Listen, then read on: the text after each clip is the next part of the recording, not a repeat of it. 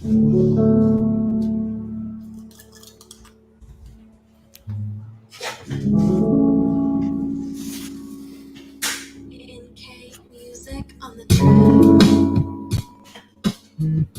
up on your feedback of your YouTube channels.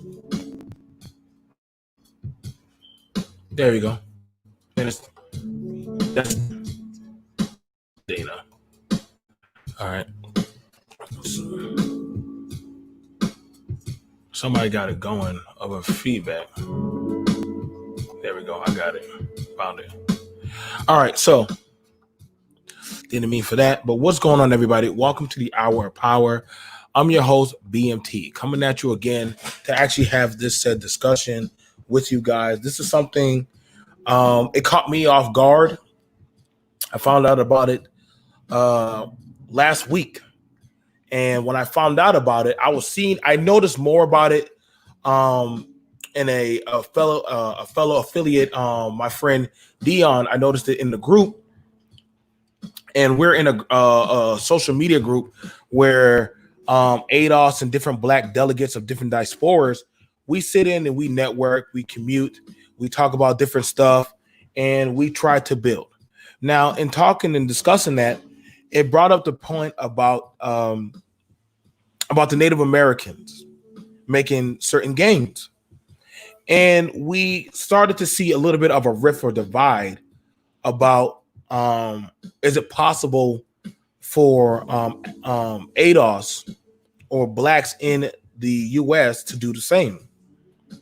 And so I sat down, I had the discussion, I talked with different people, and I said, why not have the discussion? I think that's a fair talk, especially I know Dion was talking about it, I was talking about it, different other men were curious about it. And that's a good sign when men are very curious, like, can it be done? Is it attainable? Is it achievable? And what are the policies? I'm also joined here by my co-host, the real Dana.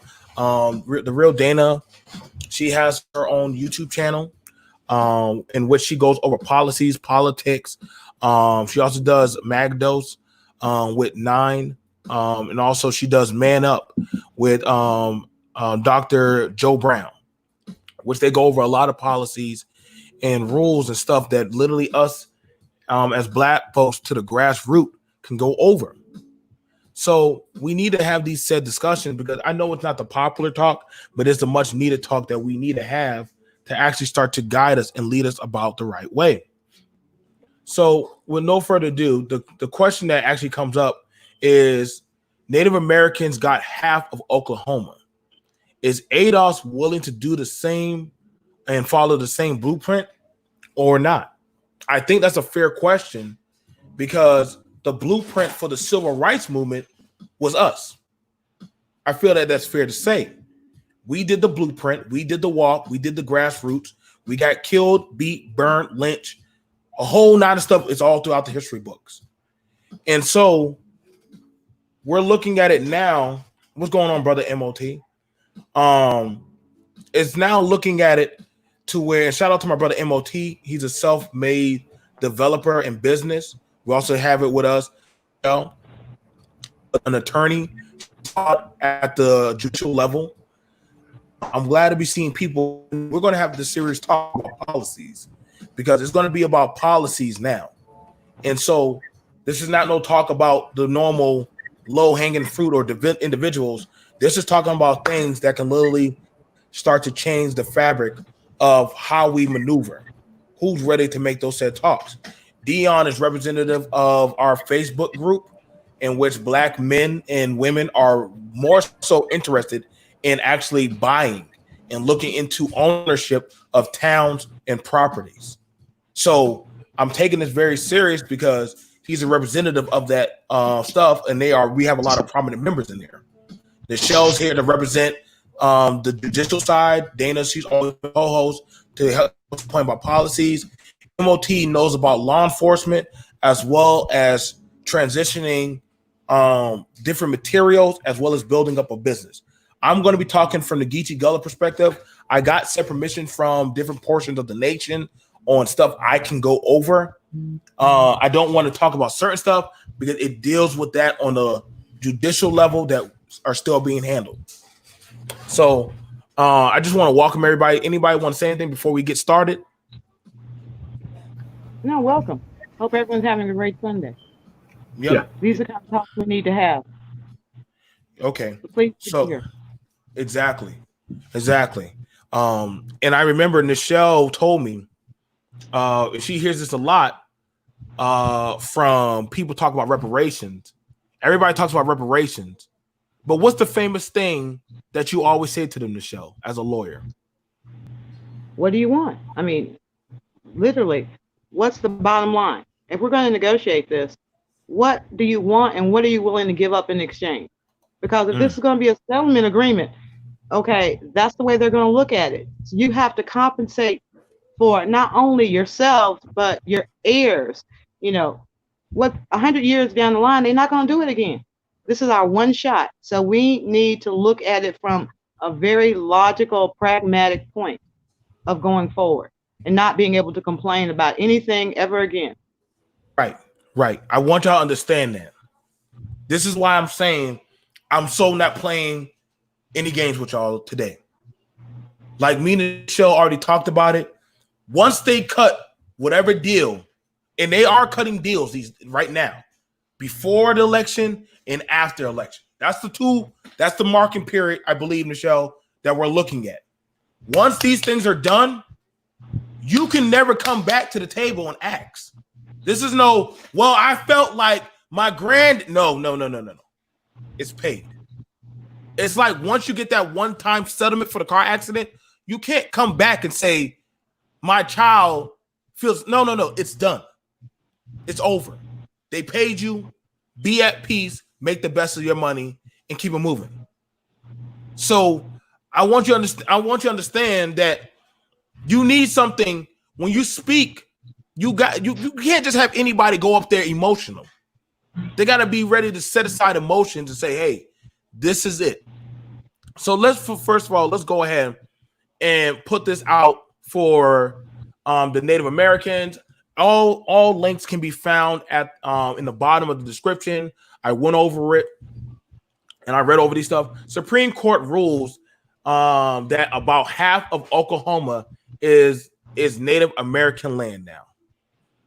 That is crazy. Half of the state of Oklahoma is now Native American. That is their state. I know I have the picture. Let me see if I got it right over here. That is it. So that I'm gonna make sure y'all see it. Can everyone see that? This is new Oklahoma now. This is gonna be new Oklahoma. Oh, so they're gonna make their own state. Oh yeah. You see They that? should. That's quite a chunk, is it not, MOT? I've been through Oklahoma. That's you going through Native American land now. That is theirs now.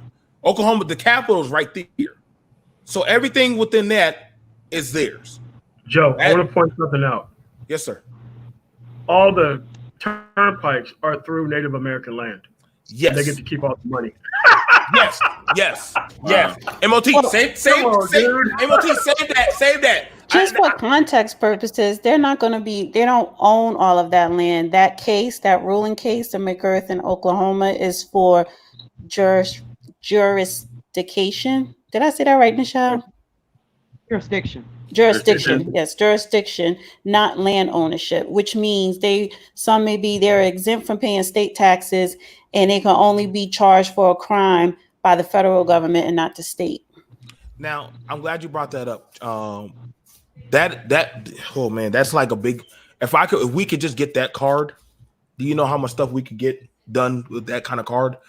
That literally means it's like the best immunity card ever, man. I feel like the Mormons already got that card because literally that means you need the feds to literally really to talk to them. It's literally the federal government only talks to them, not the state level. It's on a federal line. I was speaking with some of the people who are at the grassroots level. They didn't want to come on for this. Supreme Court ruled Thursday that about half of the land in Oklahoma is within Native American reservations. A decision that will have major consequences for both past and future criminal and civil cases. The court decision hinged on the question of whether the Creek Reservation continued to exist after Oklahoma became a state. Today we are asked whether the land these treaties promise remains an Indian reservation for purposes of federal criminal law, because Congress has not said otherwise. We hold the government to its word. Justice Neil Gooch wrote in the majority opinion. The decision was 5-4. Wow, that was a pretty cut. With Justice Gooch, Sonia Sotomayor, Ruth Bader, and Ginsburg, Ellen Kagan, and Stephen Breyer in the majority, while Justice John Roberts, Brett Kavanaugh, and Samuel Alito and Clarence Thomas dissented. I want you to understand that y'all do know there's a Native American up there on the highest court, right? They got one of their own up there. This is why I tell a lot of people, you got to put your people in certain positions. Who's Native American? That that woman has always fallen asleep when we think she's half dead. Yeah, sure, her ass. Ginsburg. Yeah, she's Native American. You don't think she gonna vote for Did she always check Native American, or did she check the white box? No, we knew she was. Do she claim Native, or did she check the white box in her census? Because that does make a difference. Yeah, she does. How do you know? She wore Native American gear one time when she was up there. Yeah, so did Elizabeth Warren. Nobody took her serious. Claiming to be Pocahontas, honey. Nobody took her serious. Nobody took Warren serious. We all do. Warren, what are you doing? Sit down. The ruling will have significant legal implications for eastern Oklahoma. Much of Tulsa, the state's second largest city, is located in Muskogee Creek land. The Muskogee Creek Nation chaired the court's decision. The Supreme Court today kept the United States sacred promise to the Muskogee Creek Nation of a protected reservation. And see, I want y'all to make sure y'all understand it. A protected reservation. Keep track of that word. Protected reservation. That's going to be your saving grace. The tribe said in the statement, today's decision will allow the nation to honor our ancestors by maintaining our established sovereignty and territorial boundaries. Okay, everyone. And for the record, she is not Native. What is she? Jewish, from European Jewish descent.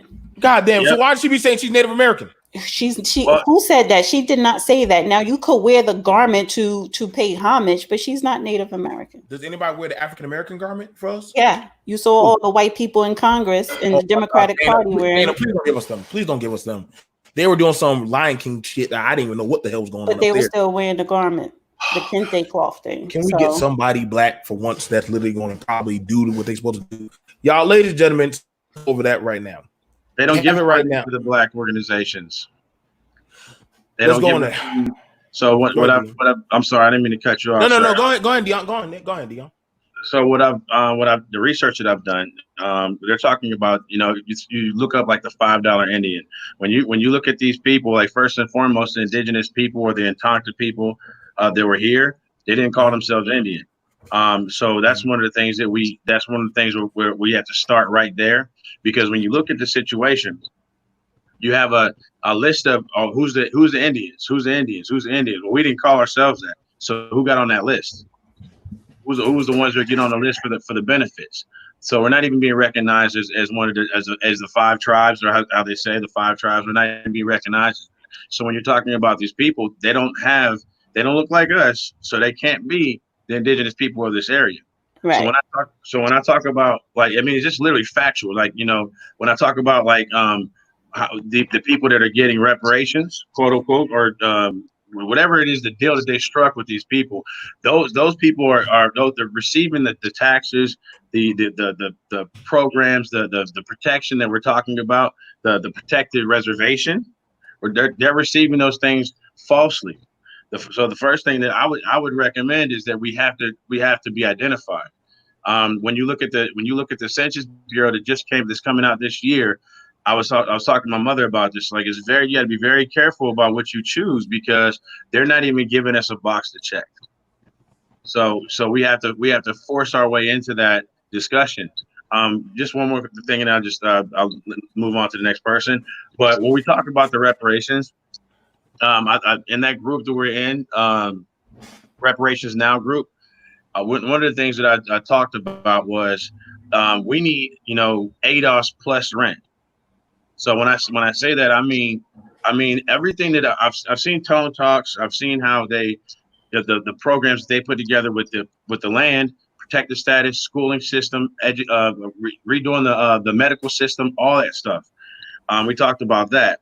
But I also want to put in there, yes, they owe us a large check, somewhere around 17 trillion from what I'm hearing. I don't do the numbers, but we have to incorporate the fact that no matter what we do, there has to be a rent factor in there. So when you're talking about this one shot and make sure we get it right, that one shot is all the things we discussed with the ADOS is said, plus the rent. Now, the question that we talked about was, would ADOS be willing to give us half, or how would we go about doing that? Because what do you mean by rent? What I mean by rent is, so if you look at like a lot of people can become sovereign citizens here in America, and that means you're tax exempt about things. So when Barack Obama he passed a law stating that indigenous people did not have to honor the contracts of foreigners on their land.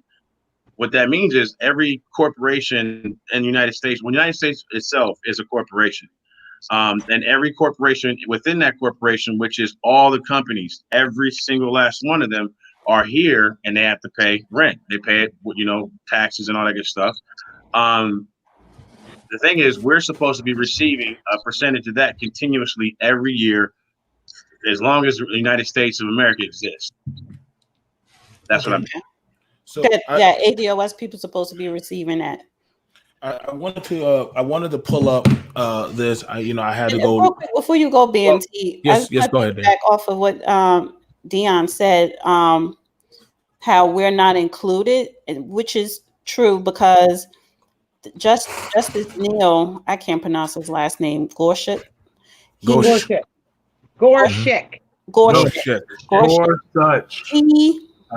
He referenced Trail of Tears, and if anyone know any small thing, about Trail of Tears, that was a mixture of natives and slave blacks, ADOS. So it wasn't, but we're not acknowledged as being part of the Trail of Tears, the Seminole tribe, which a lot of ADOS people have lineage of the Seminole tribe and also part of the Trail of Tears. So it's like we're being excluded for something that should be rightfully ours as well, as far as when it comes to Native Americans in these treaties. Thank you for that, Dana. I wanted to show y'all before I pass it over to Nichelle, and MOT. But I remember MOT had a very vivid discussion about policy. I remember that MOT, you were talking about policy. And I wanted to make sure I looked it up just to confirm it. American Indian judges on the federal courts. Now, literally, they had 3 of them. And I was very interested about that because literally, while these people were here, they literally were passing things, Oklahoma district. They were literally passing things piece by piece for their people. Now, I can go over and keep showing you. You guys sometimes, like I said, I don't expect everything to get done in one day. But I noticed people were continuously, you see what I'm saying? You got to have a team to do these kind of things, to hit it from different perspectives. I think this one did Arizona, so I could probably Arizona's next up on the plate. But they consecutively kept on passing things for their people. And then the final nail in the coffin was him. Literally, they just finished up. So these people understood, I got to get somebody like me that thinks like me on the federal level. Because mind you, it went to the Supreme Court. So they started putting their people in positions. Like sitting there just protesting, it ain't going to do enough. You got to go there on a federal level and start getting things done. You know, I'm not spewing at anybody, but I just want you to understand where I'm going with this. Like, they've had 3 people for quite a few years, since the 80s. Like, we got to keep our people on the federal level. No matter what, we got to keep putting one of our own in there. So that's why I'm saying, like, they had their judges in there, and they're still putting more of their judges in there to make sure that, hey, no matter what happens, we have to keep one of us in there to make sure that nobody can go back on the deal. Go ahead, Michelle, MLT, who wants to take it from there? Well, what I was going to say is that there are records of who the slaves were that were freed. And that's one of the things that we have to, when we're trying to identify who we were. I mean, let's just be honest. We can't flip the script and say, you know, part of my family was Cherokee, Muskogee, this, that, and the other, and I'm entitled to the same amount of money as a person whose all of their ancestors were slaves. We also have to take into account that there were a lot of free Black people during that time. That the island off of South Carolina that was at one point in time given to the Blacks in that area, the majority of the people that the land was given to, where we get the whole notion of 40 acres and a mule. Yep. The majority of people on that 200 acre landmass were free men. They had always been free. They'd either bought their freedom or they had been born free. A small number of people were freed slaves. So we have to put that in context.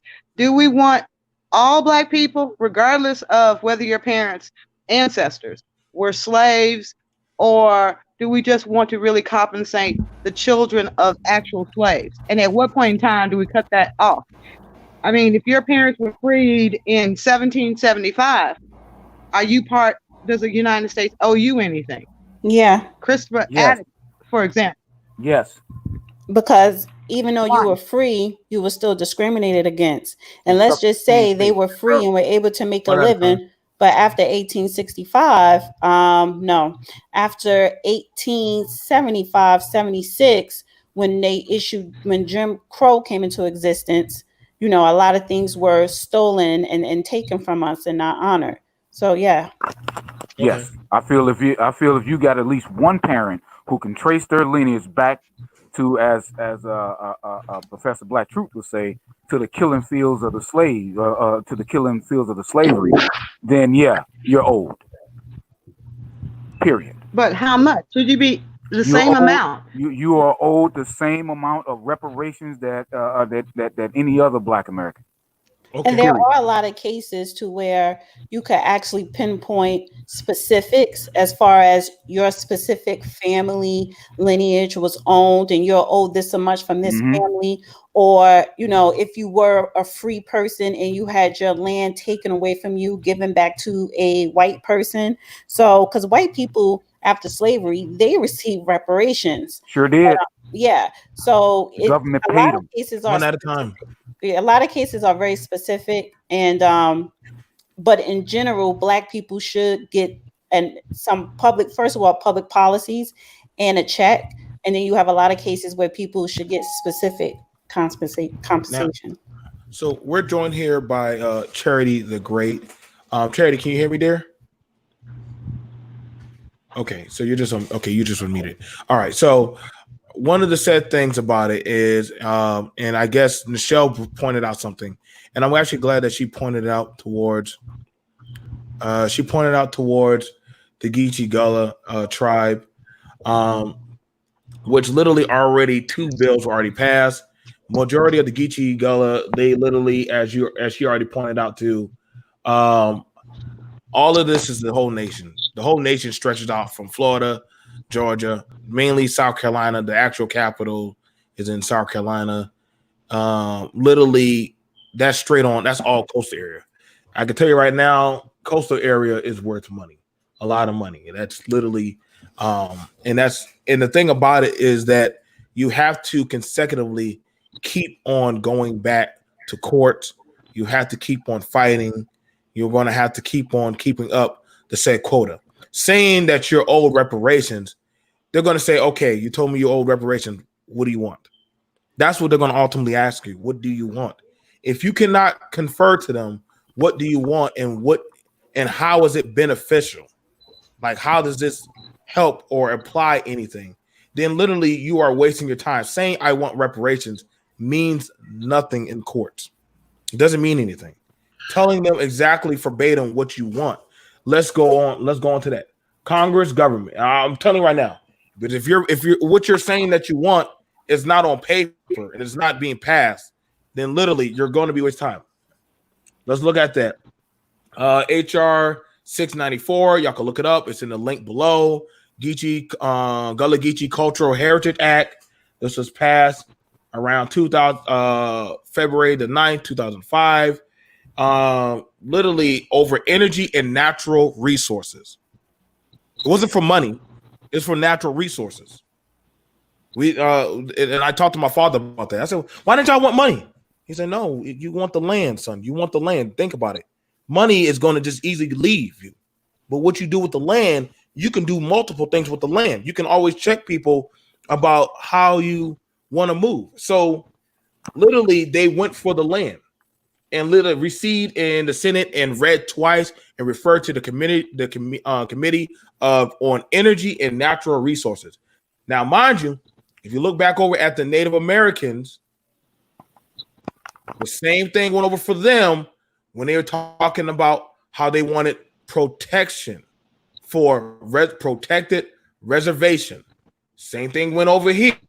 You got to watch your vocab is key when it comes to getting property. Geechee Gullah Cultural Heritage established a Geechee Gullah Cultural Heritage Corridor. Recognized the importance of. Recognizes the important contributions made to American culture and history by African Americans known as the Geechee Gullah, who settled in the coastal counties of South Carolina, North Carolina, Florida, and Georgia. Assist state and local government and public and private entities. That is another thing that most of these federal governments going to want to ask. How is this going to be beneficial to us? How is that beneficial to y'all? Because y'all don't own majority of that land. Yes, a lot of that Geechee Gullah land is being gentrified and pushing out a lot of Geechee Gullah people. So I'm so glad you brought that up. That map you just showed, if the federal government said, okay, all of this Geechee Gullah land, we're going to abstract from these states and give it to you, then you will be wealthy. That's like generational wealth overnight, basically. But you don't own the land. Just like we was talking about the Native American case in Oklahoma, that wasn't about land ownership. That was about jurisdiction, to where they can't be prosecuted by the state. Because that case, McGirth versus Oklahoma, he raped a child in 1997. And recently with this case was overturned. That's why he was set free. So a lot of that land they don't own, but the state can't prosecute them, and they're exempt from paying state taxes. Now, this is the question that maybe Dion or whoever else want to answer, because like you said, BMT, what are we going to ask for? Let's take the state of Oklahoma. Tulsa, Oklahoma, when we had the Black Wall Street, those descendants that you could easily trace back to, there are old reparations from that state. New York State has several states that already have reparation bills. Mind you, not just the federal government owes Black people reparations, but states as well. So if the state of Oklahoma does not have jurisdiction over Tulsa, then how can those people in that state ask for reparations? So you have to look at it's a double-edged sword here. So they're claiming that land for jurisdiction purposes. But so who's going to pay the Black people in Tulsa their reparations, because the state does not have jurisdiction? So I'm glad you asked about that. Now, again, that little documentary that y'all saw on Vice, that was really just to bring notoriety to people outside of the nation of what was going on. It was pretty much a call home. Just What like the Native American, just like you didn't know there was a documentary on what? on the Geechee Gullah land being chopped up and sold off. Okay. Once we brought that to notoriety that hey, this is historical land that was written down, and I want to make sure I get it over to Charity, but she's in real estate. Once you can prove that it's historical and that there are paperwork, after a while, you're gonna have to start taking that to court. And so ain't no black people outside of our nation was funding us to go to the UN or any other stuff. That was in-house things that we were doing. I didn't see no African Americans running up and saying, "Oh, well, how can we help?" No. That was literally at the cookouts when Granny said, "Hold up, Pastor, put away that revival plate. We need to handle this first. Everybody put in $100 right now because we got to send Earl to college to go to court for us." See, that's when I stopped looking towards outsource and I started looking in-source. That's why I said you didn't know about there was a documentary when we were talking about the people. No, who I work. saw that Vice documentary. I just asked which one was it. Now talk about Tulsa. Now the thing about it is this: when you ask for specific things and there's wording, let me know if I'm wrong about that in the show. You got to word things a certain way in the courts to literally make sure that it cannot be removed without said permission of the people, without the state and the people knowing. Am I off what I'm saying, Michelle? You're right. What I'm saying is, okay, I looked it up just now, so I was quiet. Right now, as we speak, according to Google, there are 37 million African Americans in the United States, 0 to 120, whatever. 37 million. Now I heard somebody throw out a number that said, oh, they're looking at reparations and it's going to be like $3 trillion. What does that translate to when you're talking about 1 million people? 37 million people. If you're talking about $37 million, 37 million people getting a check, and the total amount is only $3 trillion. How much do you think that is per person? Well, $3 trillion would be drastically lowballed. Yeah, that's what I'm saying. That so would be when we drastically black farmers lowballed. got $1 But billion. I don't think reparations. I don't think reparations should come in the form of only a check. Wait. You can't just act. You can't just keep. You can't multiply keep changing it. I want money. Then I want land. I want that. Yes, you can. Reparations does not just mean money. It means everything. It means land. Right, it means policy. Money. It means everything. People that say a check. Okay, let me say this. Let me say this real quick. All that. Let me say this real quick. Y'all sound like a woman that's sitting up there. They're saying, my husband did me wrong. Honey, you did me wrong. The white man did me wrong. And he said, okay, what do you want me to do? I don't know. You figure it out. I'm sitting up here crunching numbers. Every time I crunch numbers. Nobody's not saying that. And apparently you have not read any documentation on reparations and what people are bringing to the table, actual research and facts and data. If you look up Sandy Darry, if you go to the research has already been done. It lays it all out in specifics. Exactly. Okay, now the research has been done. But like I said, what's your court case number? The research that has been done, the top numbers that I have seen have been, it'll be about $5 trillion. Okay, $5 trillion, that comes to about $200,000 per black person. $200,000. They ain't giving you that shit. Okay, so let's say we got 200,000. Let's say people got land. Let's say we have public policies that's put in place for mental health, our physical health, education, state taxes or some federal taxes. Federal. Yes. So there is not just about a check. Right. See, for me, when you say reparations, I'm talking everything. Let me ask you this, Michelle. Are you for or against reparations for black people? I'm for reparations, but crunching the numbers, that every time they do all the feasibility studies and start crunching the numbers, that's when people go, wait a minute, I don't want $1 million. That's not enough. If you gave every black person in the United States $1 million, that'd be $37 trillion. Can So we then please? you start. Now I got to get it over No, to charity, but I literally brought over a realtor for this kind of talk right now. I want to now. Perfect. Like, you got a question before I throw it over to charity? Go. What's your question? Well, I do have a question, but it's gonna draw out a lot of stuff. So I'll go ahead and go into charity, man. Go ahead and go. Okay, charity. I remember when I talked to you before about property. Can you hear me? Yes. Now, property is is one of your key points in brokering. Could you go about what you do before we get into that about your stuff? What do you do, and what's your profession? I'm a agent / investor. I have a property in North and South Louisiana, and I'm hoping to expand to multiple states. We just opened a brokerage in Atlanta Congratulations. last week, and we do plan on well, right now we have affiliates in Texas that work for us, but we want to have like an office in Dallas and Houston, Texas as well. Now, question. In selling of a home, could you make sure that people keep it down in the back?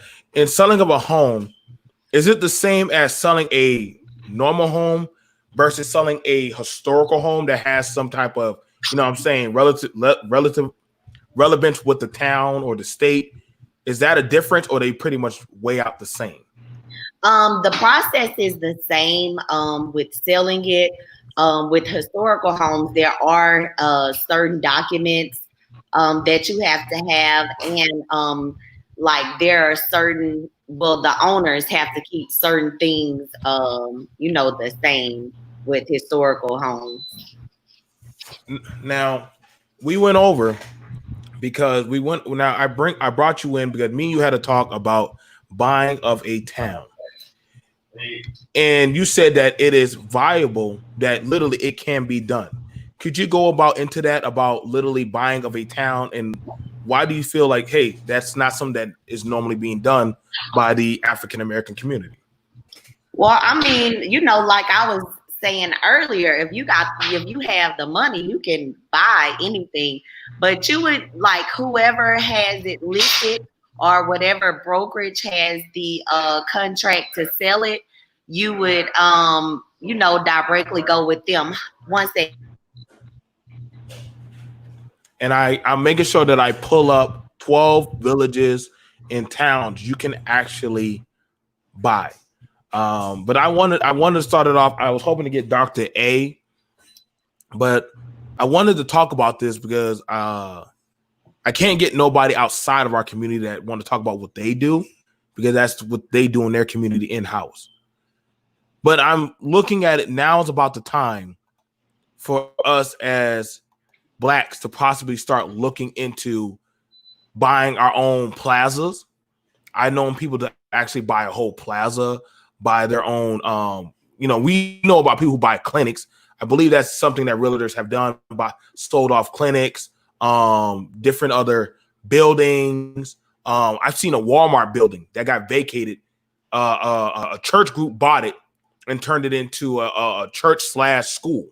So It's the idea part of it is easy. Let me tell you something. Just like when we started our brokerage, we sold actual shares to people that wanted to invest in our real estate company. And look, these people have all these ideas and they talk community this, community that, but people don't want to put money together. People will say they'll support and do this and do that, but when it's time to put up the money, you will see that a lot of people are usually full of caca. So, okay. So, and I believe that that's true.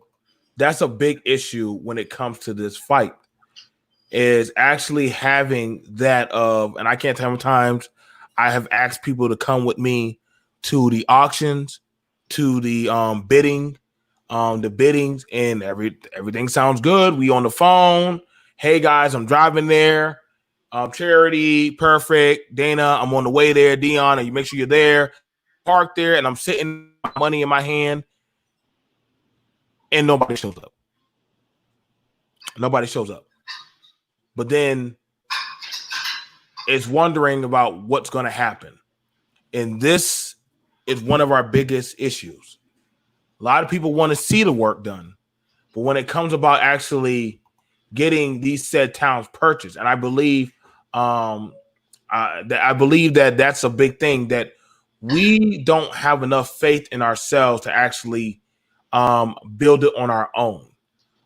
This is why, and could you go into that on literally that of buying and purchasing of a property? Why is that something that a lot of blacks are not doing, of buying these properties and divesting?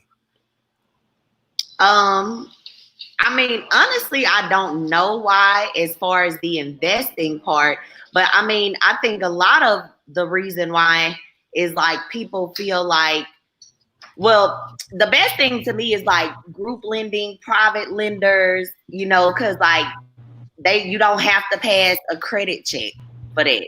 Of course, if you go into a bank and you're trying to get money to purchase property, they're going to do a credit check. But I mean, you can do a hard money lender. There are multiple ways that you can fund real estate investing without having to use your own personal money. Okay. All right. So, and to where you don't have to be subject to a credit score. Now, Nichelle brought up a number. You said $200,000. $200,000 per person. What if I were to tell y'all you need less than that to actually go in? Like me, Dion, and all of us right here could need less than that to just go in and go buy a property and literally start renting them out. Is that possible? Do we need less? Do we need $200,000 or we need less? You said how much there? You can actually do it. You can do it for less than that. As far as, you know, the general rule is they want you to have some skin in the game, maybe 10%. So if you're going into a neighborhood, and it depends on the neighborhood. I mean, some properties, some areas you can pick up properties. You can still pick up some depressed properties at tax auctions are usually the best.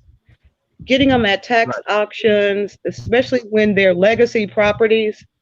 So the only encumbrance on the property will be the taxes themselves. You can get those under $20,000 in a lot of places. You can also buy the note and foreclose yourself. Many of the taxing entities will allow you to go in and buy the notes. The taxing entities, they want you to come to them with cash, but the way you get cash is you develop a business plan and you get your investors to front the money, because you've basically given them a plan of how much it will cost to rehab.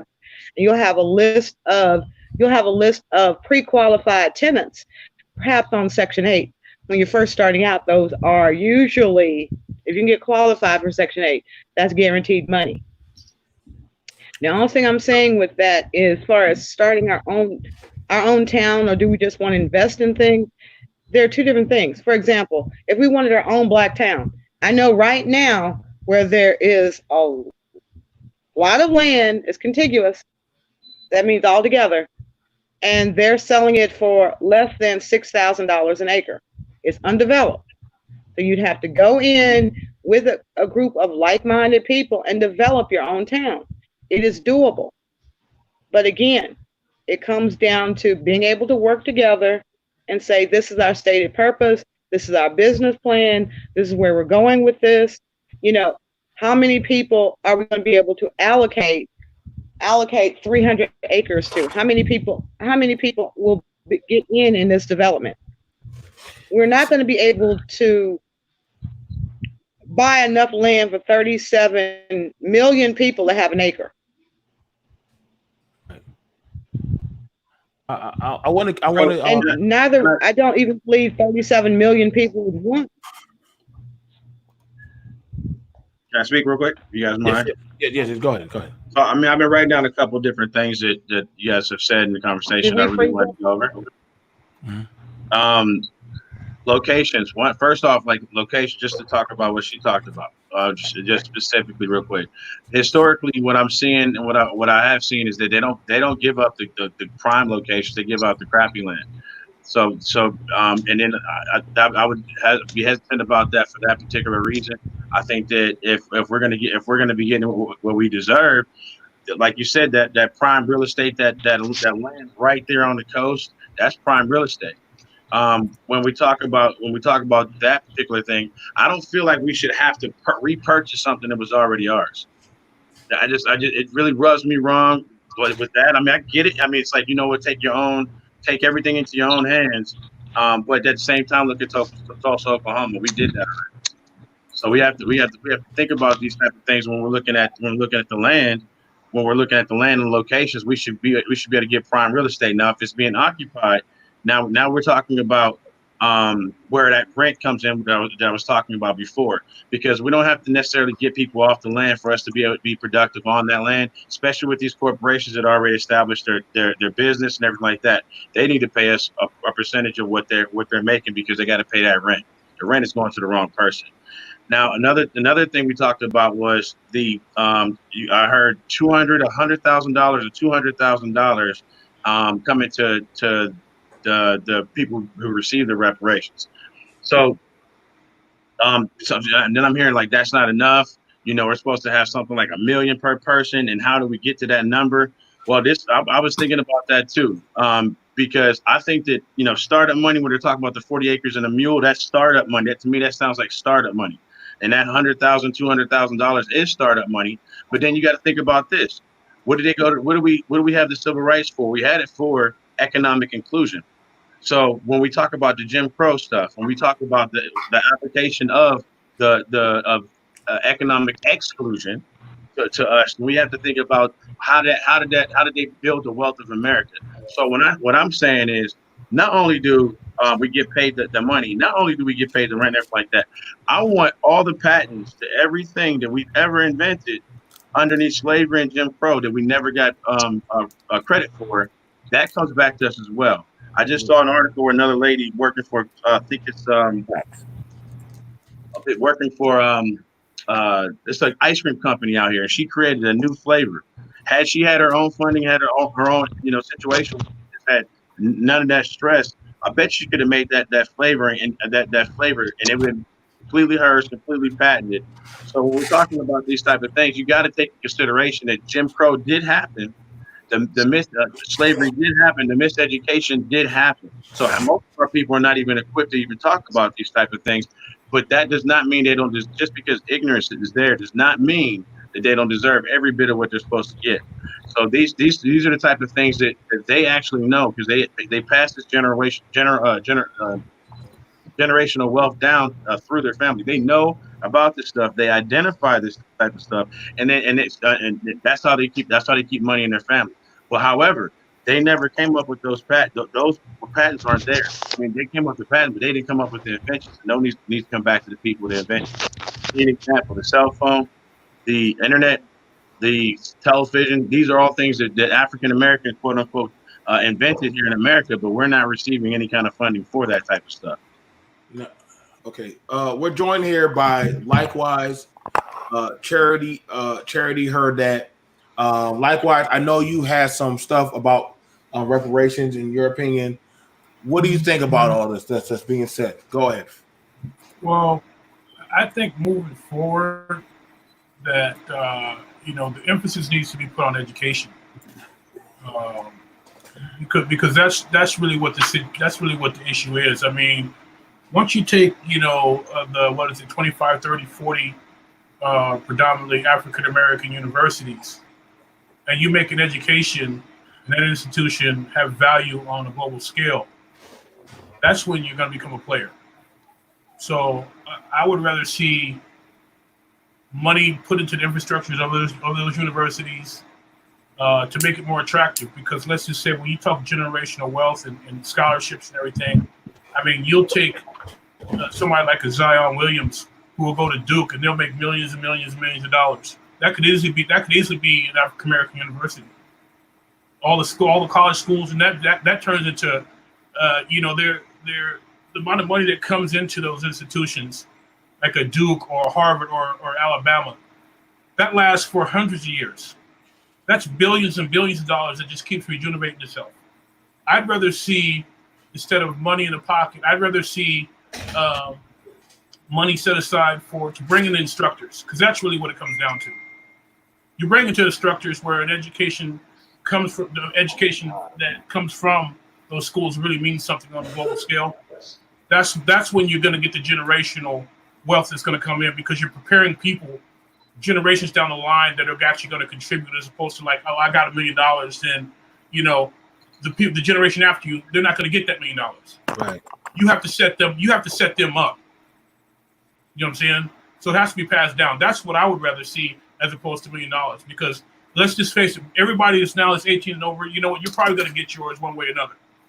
But moving down 2 or 3 years, 2 or 3 generations from now, it's going to be very hard. It's only going to get worse.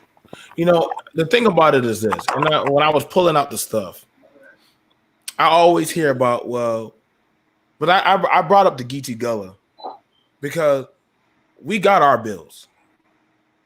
When I talk about other African American, I say, what's y'all bills? Y'all could, oh shit, our property getting gentrified. So what? Okay, I get that, but guess what? We get back. We got stuff at the UN. Y'all get laughed at about Twitter and TikTok and goddamn black on black crime. That shit ain't happening in our area. That's happening out there. Y'all still trying to get y'all said rights of treat me like an equal citizen. We don't have no white cops running around in our damn fields and shit, or anywhere in our community. Those are all black people that are on the police force. Why are you separating Geechee Gullah from the rest of black people? I'm gonna tell you why it's separated. Because when it comes to the paperwork is what speaks in truth. How much is your land worth? You want to know how much my family land worth? No, I'm talking about. Well, let me ask you this. More specific. How much is the average Geechee Gullah person or descendant of Geechee Gullah worth today? Millions. How much millions? Talking probably how many Geechee Gullahs are there? A lot. Well, actually, what's a lot? Because you want me to know the exact number of how many people still alive? About Geechee Gullah. But one thing that really pisses me off, particularly with black people, you always want to exclude yourself. Geechee Gullah, that is a section, a territorial section, part of the eastern coastline. Right. But let me just bring it, but you never come with specifics because you're saying worth $1 million. I doubt that, because if you were worth if you were worth $1 million, you had developed this generational wealth, then schools would not be shutting down where you live at. And I'm specifically talking about South Carolina. And then let's go. No schools in the nation are being shut down. You came on here and you were talking about schools in your area. In Charleston, I'm in St. Stephen's, South Carolina. And how much is the average family worth there? In the average family worth in a poverty area, probably at least around 40. So if you had all these public policies that's about reparations for economic purposes, and they're Geechee Gullah, why do you have poverty? Let me tell you why. I'll tell you why. I'm gonna tell you this. I'm gonna tell you why. Because easy. When it came around before Jim Crow, they had no problem having y'all ADOS or Black Americans. The white man had no problem, y'all, sending them into the Geechee Gullah Nation to say, hey, we want to come over, we want to start over anew. And you know what those people did? Had no problem killing the men, taking the women and the children, running them into about? Oh, no. Because you had no problem I think doing the white man's slow down for a second. Slow down. Because let me put this in accurate context for you. Geechee Gullah is ADOS. ADOS. Right, but hold on. Don't say separating. Don't say we to see. No, stop. No, this is what I'm saying to you going forward in this conversation. Let me tell you the problem. No, this is what I'm saying to you going forward in this discussion. Stop separating within black people. Now, if you are from the Caribbean, if you are from the UK, when it comes to the talk of reparations, that's something totally different. But if you are ADOS, Geechee Gullah is ADOS, stop separating yourself, because you can't say yes. We should use the blueprint of Geechee Gullah, but don't sit here and act like you are above and everybody else is below. And that's the problem. I'm not calling you below, but I'm just saying this: when it's time to actually put up the money and everybody starts getting quiet and shit, do I still have to call you my brother or my sister if you ain't You gonna don't gotta put call up nobody your brother and sister before that. Hold on, wait. But the So fact is that if we do have a problem Does that make any sense? within Black people in America, yes, That we make have a any problem to where we do not learn how to work together. That is a Guess what? problem. I'll tell But y'all you what. don't sit up. But what I'm saying is, stop sitting up here $25,000 when and you're talking. When you're talking about reparations, when you're talking about history here, stop sitting up here pulling yourself separate as if you're over there and we're over here. And then you just made a comment saying that ADOS went into the Geechee Gullah territory, raping and killing people. Is that what you just said? Guess what? I'm gonna say this: when y'all families put up $100,000 K for doggone to talk y'all shit, then holler at your boy. Honestly, BMT, and I'm not trying to be disrespectful to you. You're not even well versed in American history to say some of the stuff that you just said, because you're accusing so-called ADOS, trying to separate them from Geechee Gullah, saying that they rape and pillage Geechee Gullah women and children, or are you talking about the white man? No, I'm talking about Black people that actually they used to actually have come in to our doggone home and actually kill our own people. Oh, we're not gonna forget this. That. Oh, that happened, baby. When? Put it in context. When was that? That was after when the Union soldiers were telling were running out the Confederates. See, they used Black people. So you're they saying used that their own Black people Union go ahead soldiers and how many came into the we can get down in history that the Black Americans, white when Union soldiers that did that. You are so lost. You need to educate yourself on American history. Right? That makes no sense just now. That makes no sense. No, because that was white Union soldiers you're talking about. Because a lot of Black Union soldiers, they were put in detention camps, the Devil's Punch Bowl. So the fact is that when you want to make up a narrative that is not true, I have a problem with that. So you would rather believe the white man's goddamn story. No, you're believing the white man because you actually think it was Black Union soldiers raping and killing women and children. Wait, Are you retarded? No, I think you're retarded because right now no, I'm telling you. It was the white soldiers. You don't read. You don't do the history or the research on American history because you said some dumb shit like that. Is written by the victor, Dana. History. So y'all, am I the only one that literally just believes everything the white man writes down in a book that says we were all good and holy? We came. You do believe that. You believe everything the white man said because the white man told you it was Black people after the Civil War raping the Black women. Can we get back to current? Can we get back to the current? Okay. Yeah. Let's go ahead to the topic. For real? Yeah. The main thing about it, the thing about it is this: it's going to cost money to go to court, no matter how y'all want to slice it. You're going to have to pay for it. I was only showing and showcasing that. Guess what? You want your voice. You want your voice. Go ahead and show. But that's all I'm saying. You want your voice to be heard. It's going to cost money. I'm not here for no marching, protesting, and all this other wearing no damn t-shirt. If you ain't putting up no fucking money, you're wasting your damn time. Money talks. Buy your own shit and work your own shit. I mean, work this with your breath. Let's just be honest. Waste time. Let's just be honest. I tell people this all the time. Every attorney prices your case. What is it worth? What is it worth? How much are you worth? Are we going to try to certify a class action that would basically encompass 37 million people? We're going to wisely. I mean, I would say it like this. I don't know any attorney that would conceivably shoot for less than $37 trillion. But bear in mind, if that's the number we're shooting for, the attorneys are going to get 1/3 to 40% of that case. If it goes to trial, 40%. So then let's double that number now to just because we are feeling like we want to have something to settle with. Because as I said, $1 million per person. $1 million for every Black person in existence today. For all the past crimes that have been done, whether that is a combination of land, medical assistance, or whatnot, that's $1 million. That's what the case is going to be worth. We can sit up there and say, okay, well, we want land, and we want medical, we want to be able to treat people for their PTSD, post-traumatic stress disorder, for being Black. Okay, we want lifetime treatment. $100 a visit once a week. That's included in there. That's included in the base amount that we'll be asking for. So what I'm saying is, yes, and all these structured settlements, it could be paid out over 10 years. It could be paid out over 20 years. Hell, they could wind up paying it out over 50 years. But the thing about it is, first step is, what do you want? What do you want to see happen? You want medical care? Okay, we'll talk about that. You want access to land? How much land do you want? 1 acre, 2 acres, third of an acre? You want That's that true. land to be That's developed true. or undeveloped? Do you That's want true. it to be in an unincorporated or?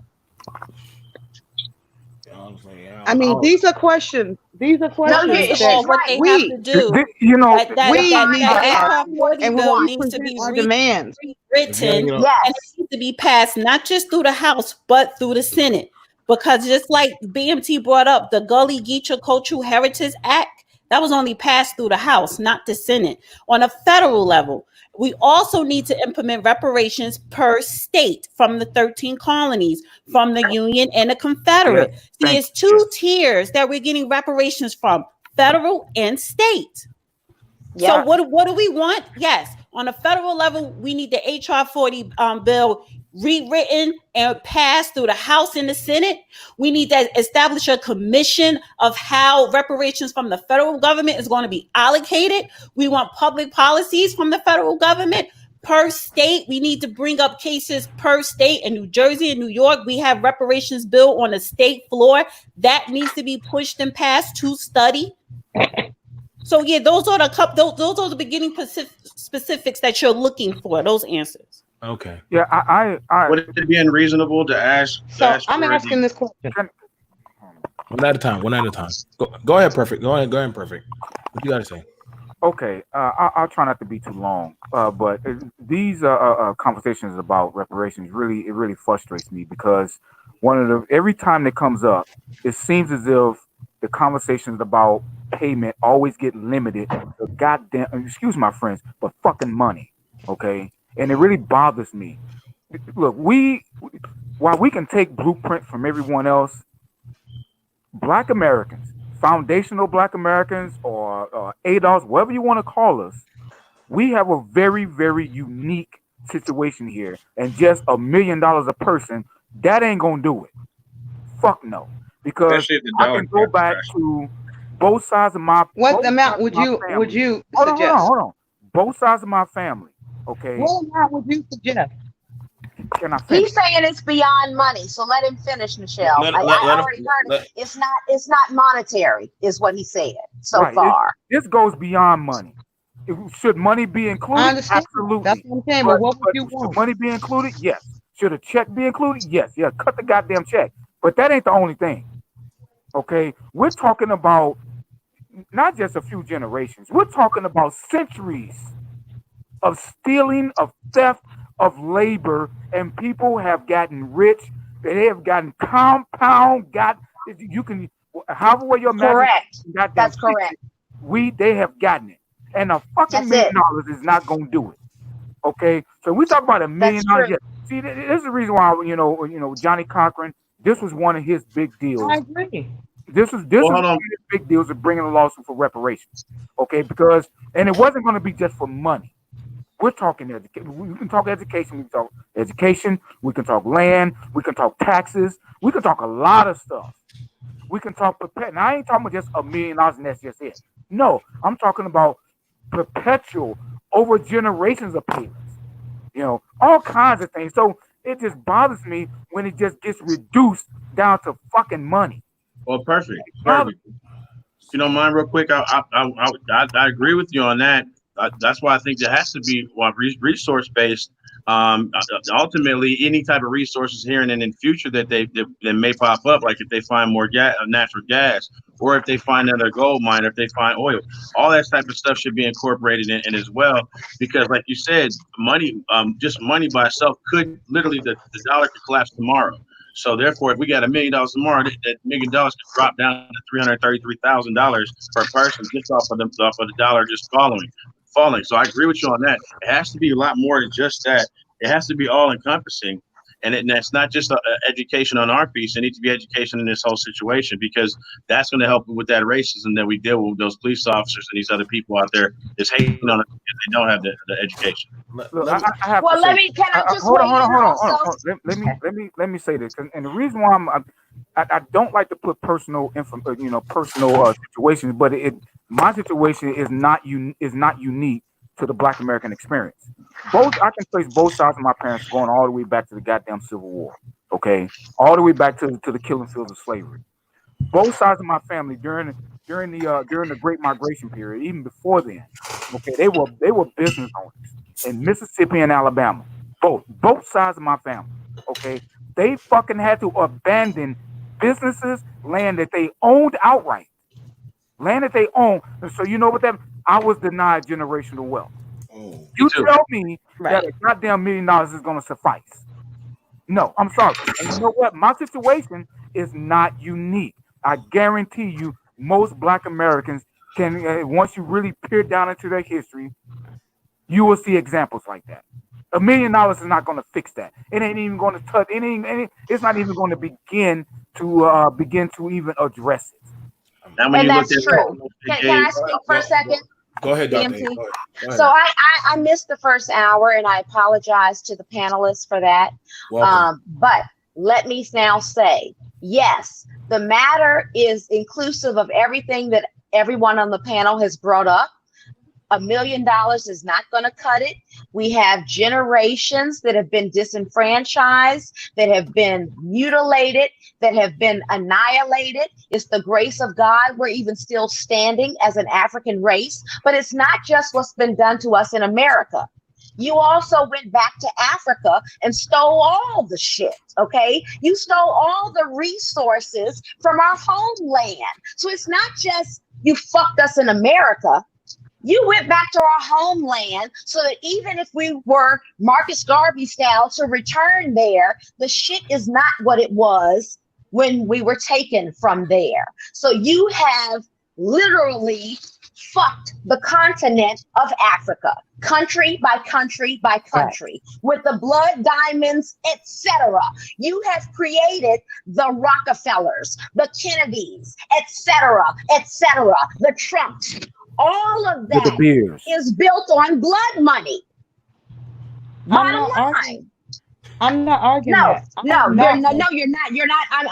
I'm agreeing with what you and other panelists have said.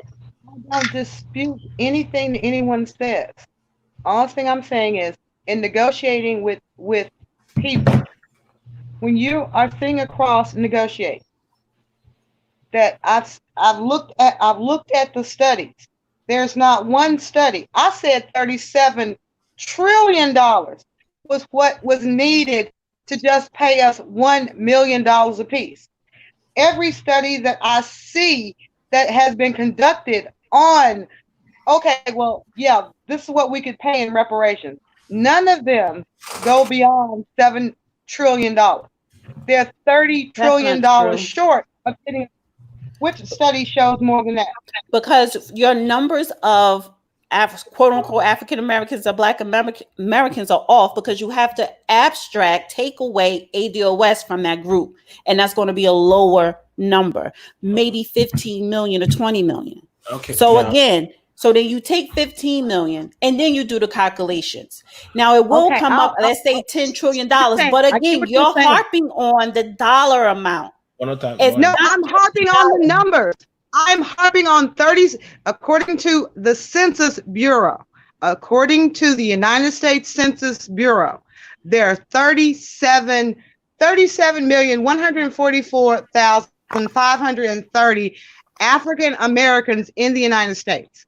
So again, we come down ADOS. President Obama was an African American, but he was not ADOS.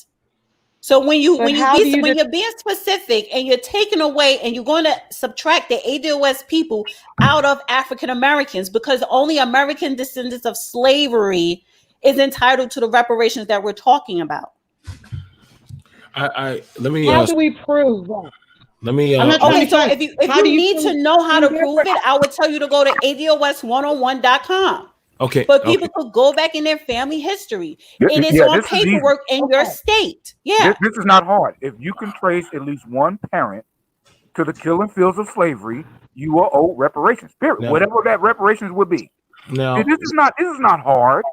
It's not okay. hard. Now It is hard because I've had to get passports for people that were born in the South prior to 1950. I've had to do that.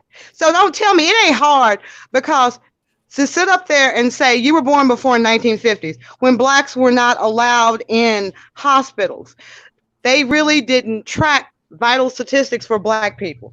You were born at home. If you You were born in before a black 1950 hospital. here in America, you're an But they're all ADOS. records.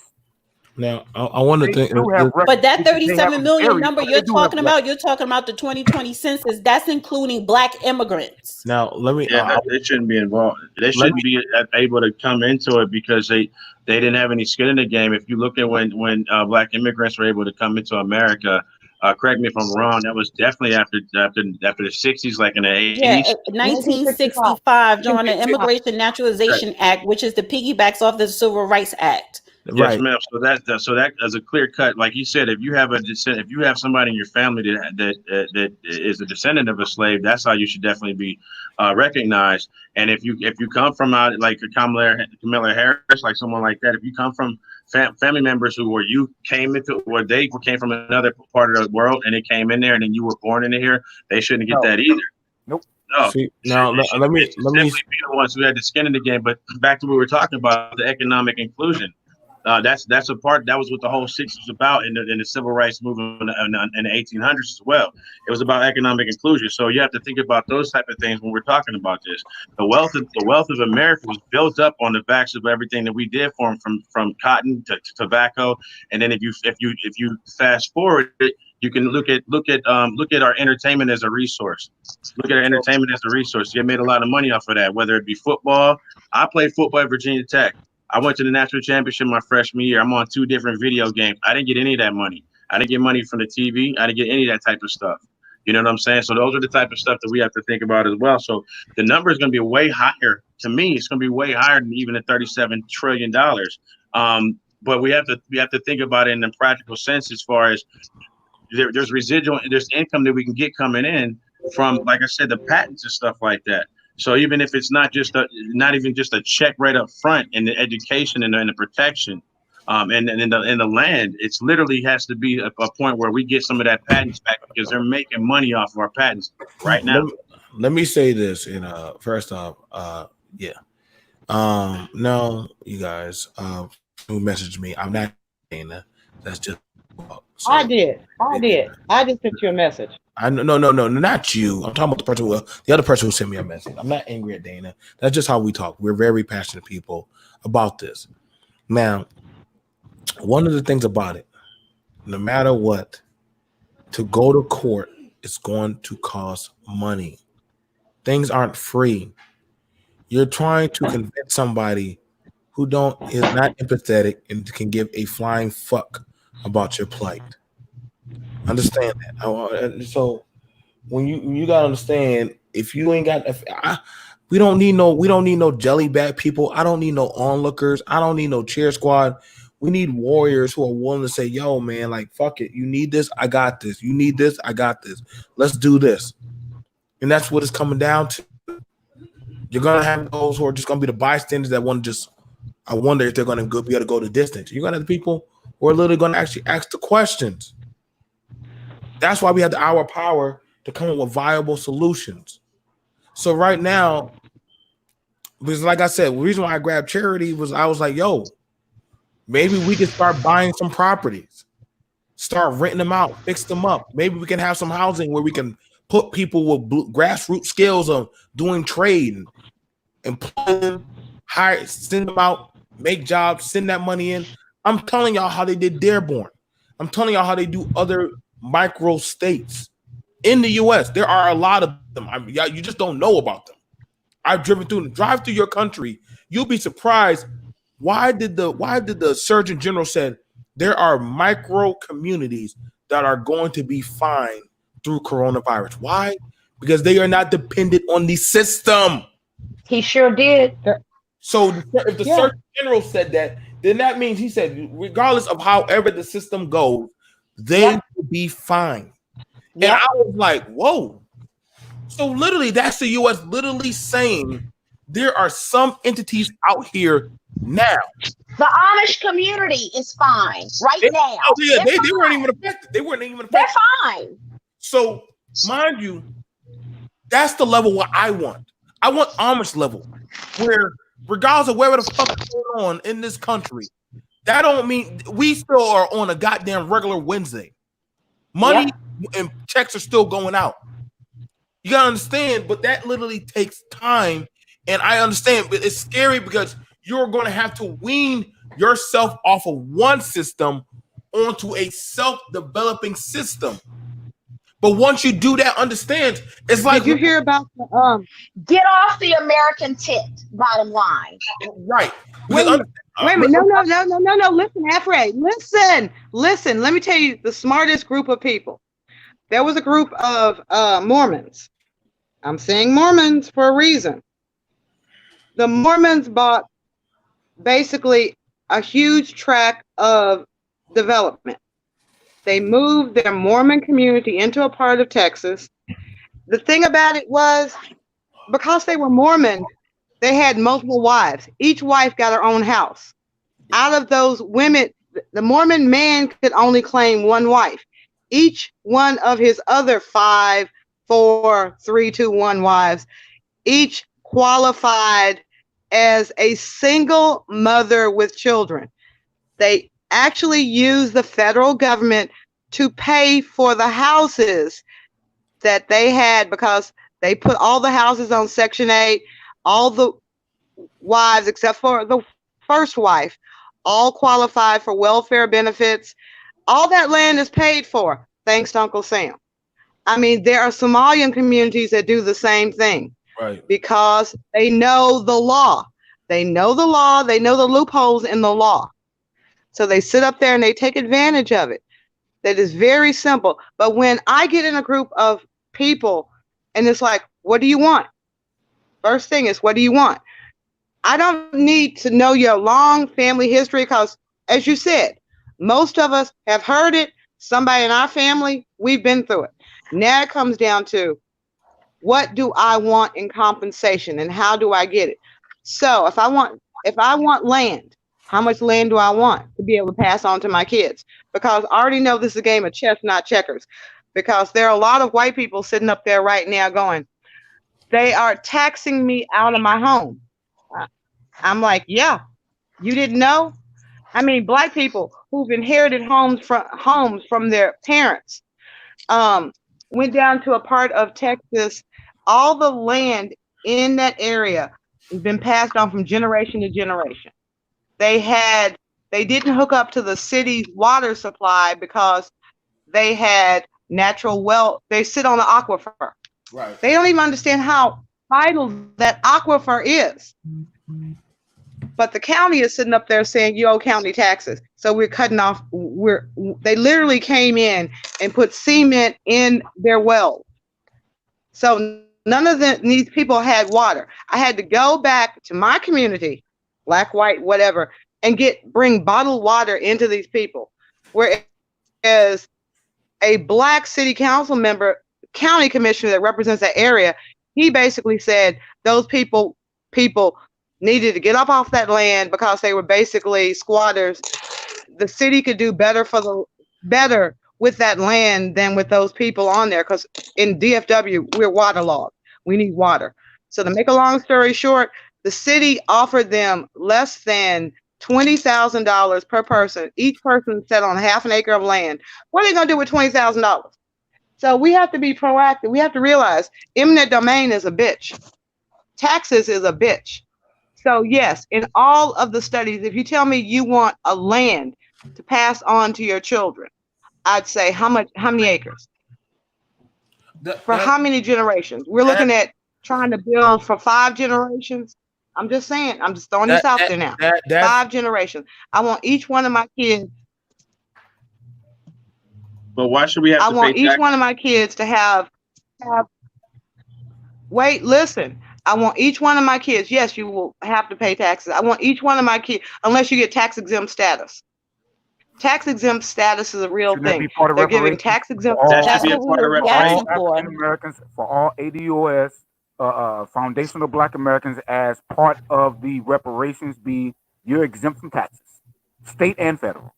Now, here's the thing about it. Here's the thing. But what kind of taxes? Again, Oh Lord. see, y'all are throwing things out You there. gotta- I'm you saying gotta- Well, this we for will a hire a reason, because constitutional exemption lawyer from to fight taxes. for that, because this you're talking Meaning about. that, meaning that There, no there you go, federal Dana. You No, said, you you don't. say, out of Dana, your what'd you check. say? Okay, What'd I'm you a say, business Dana? lawyer. I'm a business. Let me finish. Let me finish.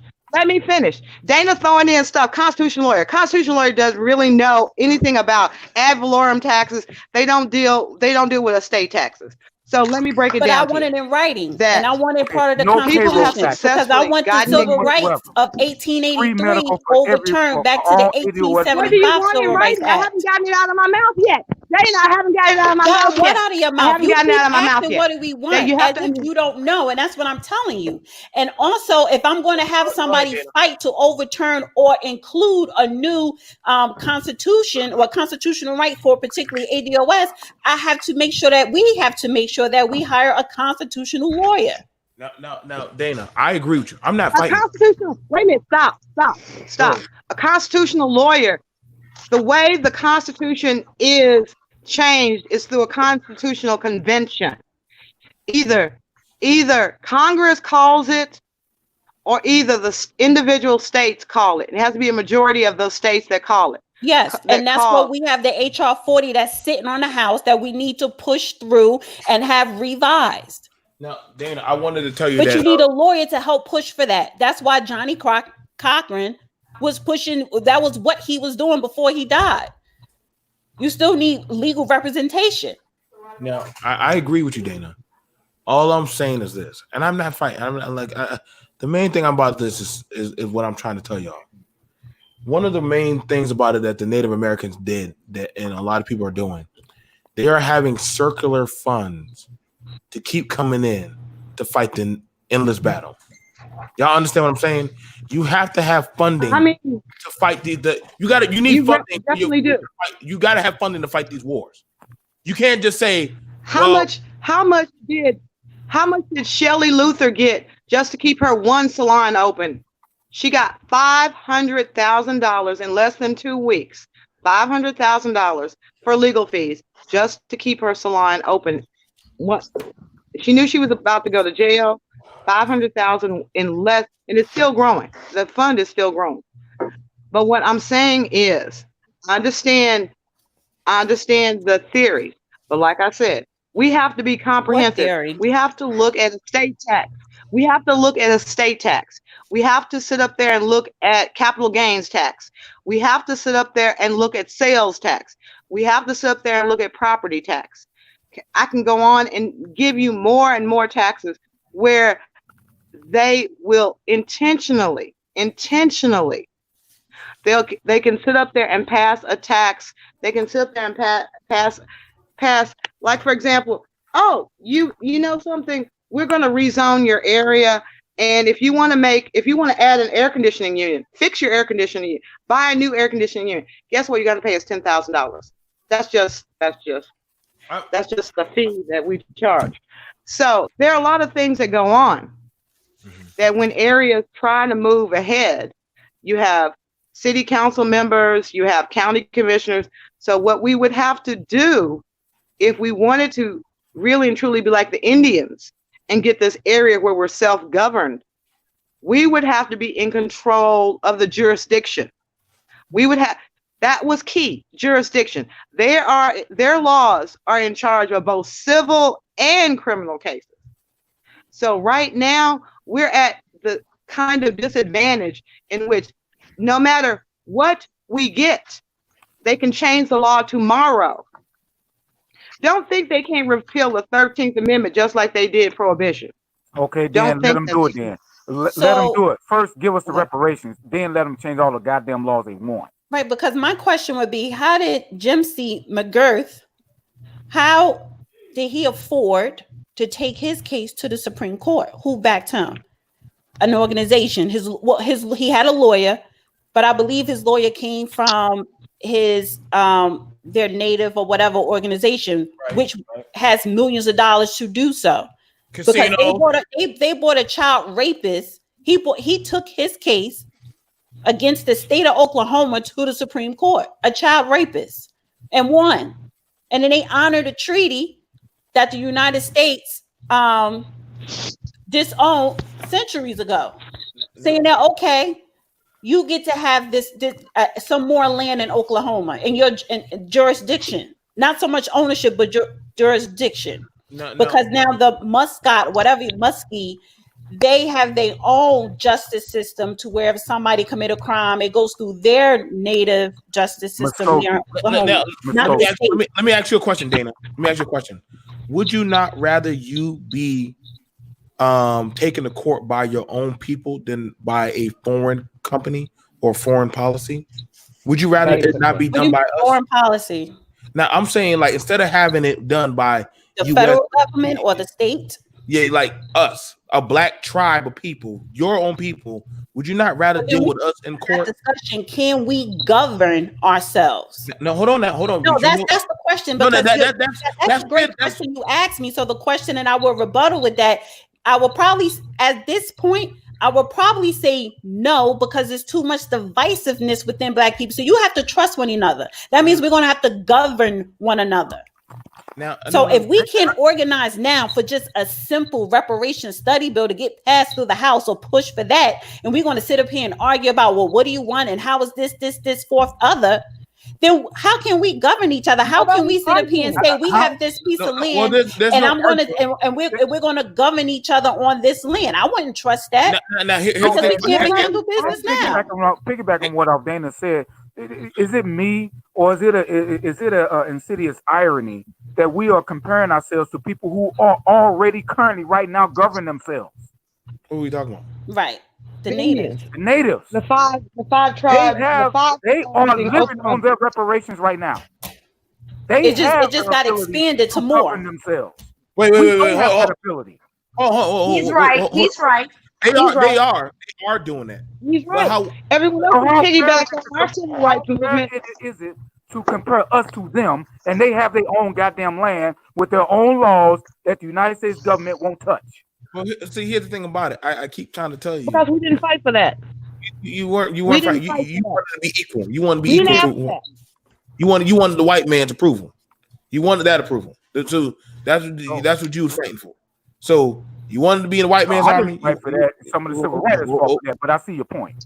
So whenever we have these talks, and I say, "Hey, put up your money for the professional," that's when Black people start getting. I find it interesting. We'll put the money faster for the Black pastor, but when you have somebody like a Dr. A say, "You know what? We're not going to your hospital no more. I would rather put my money into Dr. A. I don't give a shit if she has 100 patients. We will just fund her and her whole goddamn staff." And literally, that's just how it will be. Again, like I said, I see your point logically, but I just don't like us being compared to other groups. I don't like the group. No, we're not comparing. We're not comparing. We're talking about solutions. We're saying the precedent has been set. The precedent has been set. White people go off of precedent. Okay. So what is the Native American population? What's the Native American population in the United States? God, I wish I had that in my. The reason why I say that, because everything that we're talking about, when it comes to the natives and everybody else, those are small populations. Not that government don't have no problem with doing that. We are 37, as somebody just already said, 37 million. Probably about 7 or 8 million of them people are really more so immigrants. So we'll just say we'll round up to say 20 million. 20 million. Well, then y'all stop calling everybody Black. But y'all let's also everybody goddamn Black.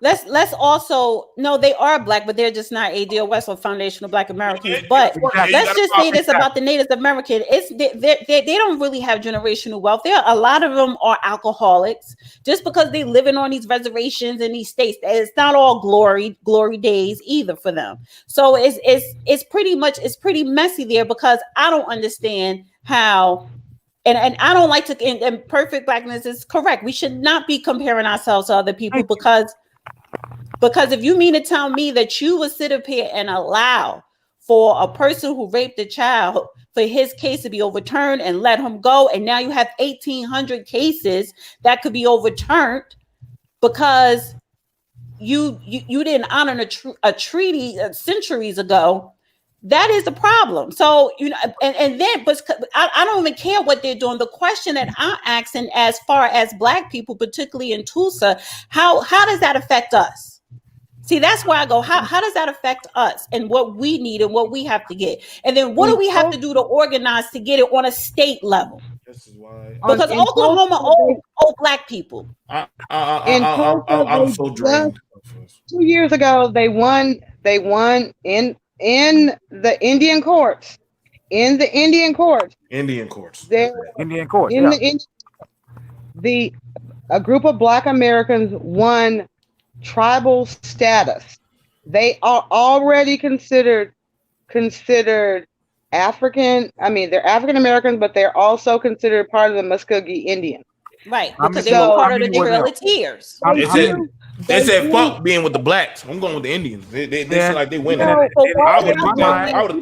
have took that plan too. To identify with those natives, and they are natives, and they don't get no reparations. Exactly. And then what about the Black people who lost wealth in the Tulsa riots? Exactly. I know at least 5 families. I know at least 5 families that actually claim to be part of the Muskogee tribe, but they were also business owners in that area. They get part of the casino wealth. They get a check out of the casino wealth. But I'm talking about the Black people from the Tulsa riots. Because they are already living on their reparations. Nobody's claiming that. Nobody's claiming the Tulsa riots.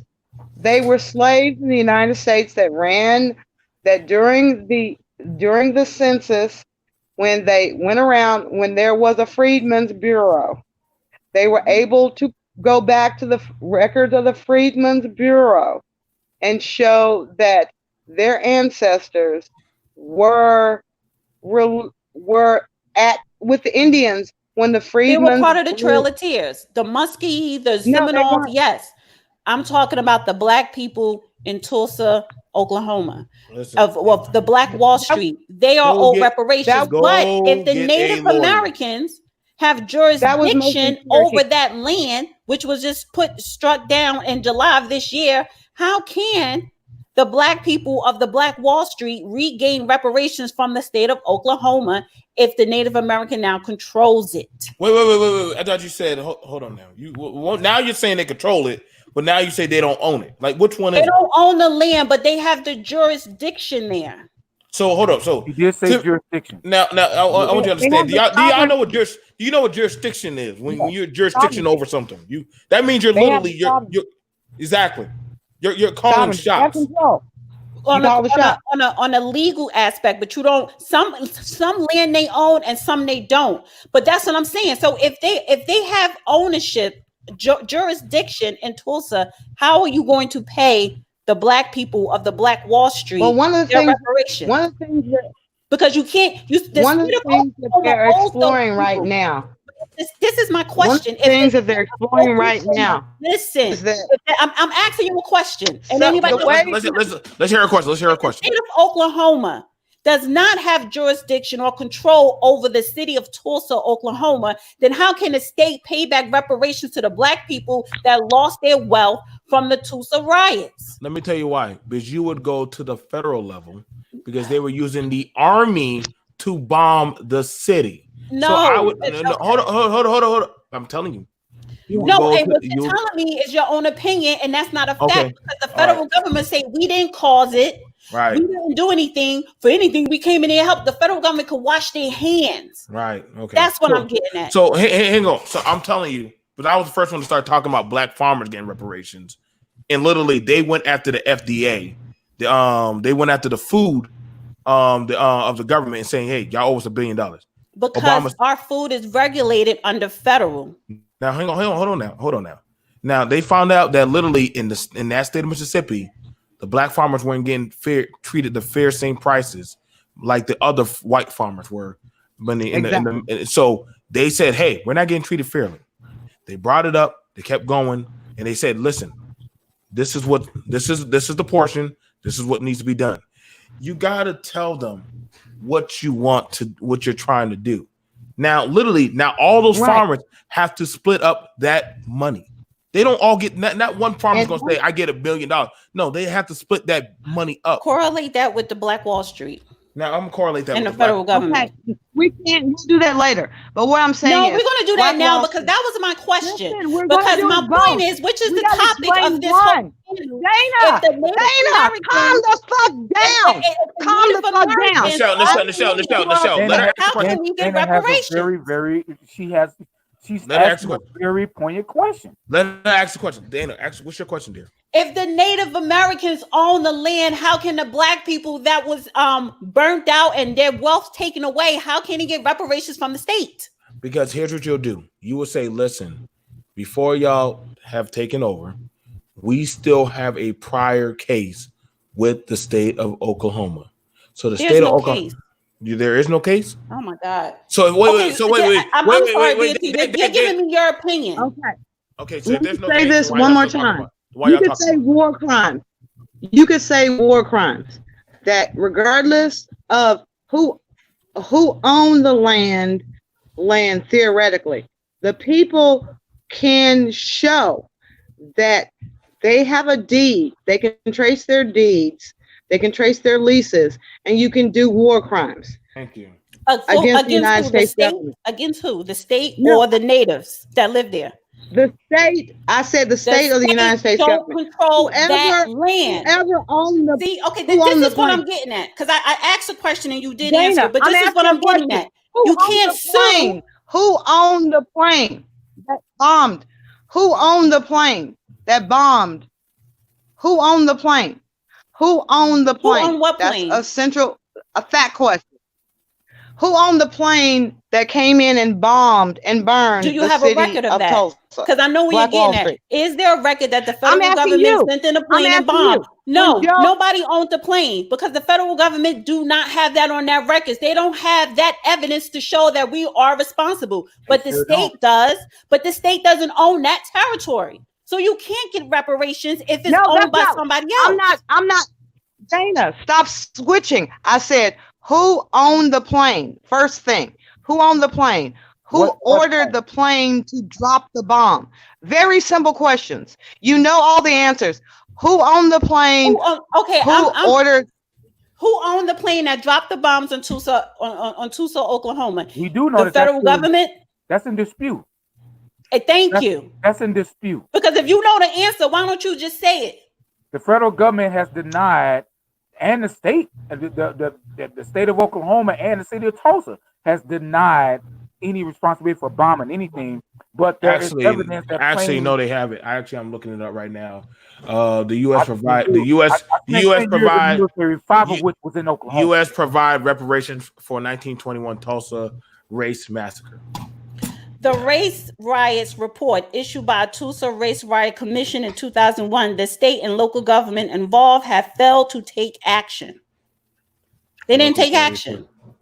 Well, then now that land is already occupied by the natives because before America came here, it was their land and they had a treaty and America didn't honor that treaty and they took the land. Now they gave it back through the Supreme Court. The Supreme Court said, this is your land, which means has anybody looked for flight records? Even back then, they had to have flight records. Yeah. Every plane that took off, it's not liable. You honestly believe listen to what I'm saying. They have flight records of this? You pulling stuff out the air right now, Michelle. Hang on. You're talking about the federal government. Hang on. Let's just knock it out. U.S. provides reparations for 1921 Tulsa race massacre. Thank you. That literally is right here. State, and this was actually done in May 29, 2020. Right here, they said, remember, state and local authorities of Tulsa, Oklahoma should provide reparations for 1921 race massacre. white mob killed several hundred black people and destroyed prosperous black neighborhood. Human Rights Watch said that in the report released today, they should promptly develop and carry out the comprehensive reparations plan and close consultation with the local community to address the harm caused by the massacre and lasting impact. The 66 report, the case for reparations to Tulsa, Oklahoma, the human rights argument details the destruction that left hundreds of people, most of them black and dead. More than 1,200 black-owned houses burned in Tulsa Greenwood neighborhood, those known as Black Wall Street. Human Rights Watch also some of the subsequent policies and structural racism that prevented Greenwood and the broader North Tulsa community for thriving in the context. Scroll all the way down and see what was the end result. What's the end result? This is now going into trial. That's a study. They didn't say that they were given any reparations. Now, hold on. Now, I'm glad you said that. Now, I'm glad. I'm glad you said that. Now, how did Rosewood get theirs? How did Rosewood, the children of the Rosewood incident, how did they get their money? Are you flipping to Rosewood now? I thought we were talking about Tulsa. I'm comparing them because they both were two massacres. Wait. But did Tulsa receive reparations? Not yet. Not yet. And this is what I'm bringing to the table. Yeah, go ahead. The Supreme Court says this land is now yours. That not yet would be indefinite. Mm-hmm. And there's a lot that I'm telling you. Again, as I said, the Supreme Court said it is now their land. But that ruling is prospective. That at the end of the day, you can always bring war crimes, even if the land was owned. So who would be liable? I'm saying this. I am saying this. This is the law of the world. Even if she's saying what her case would be if she presented law of the world. It's not the law of the world, but this would be her case. International law. International law. We're not. United States is not considered international law. Go ahead. International law. International law doesn't apply here. It does not apply here. The Hague Convention. How does international law apply? The Hague Convention. United States was the only country that never signed that for the international law. What are you talking about? So here's the thing about it. So the we question did sign on to. I'm sorry. We're signed on to the Hague Convention.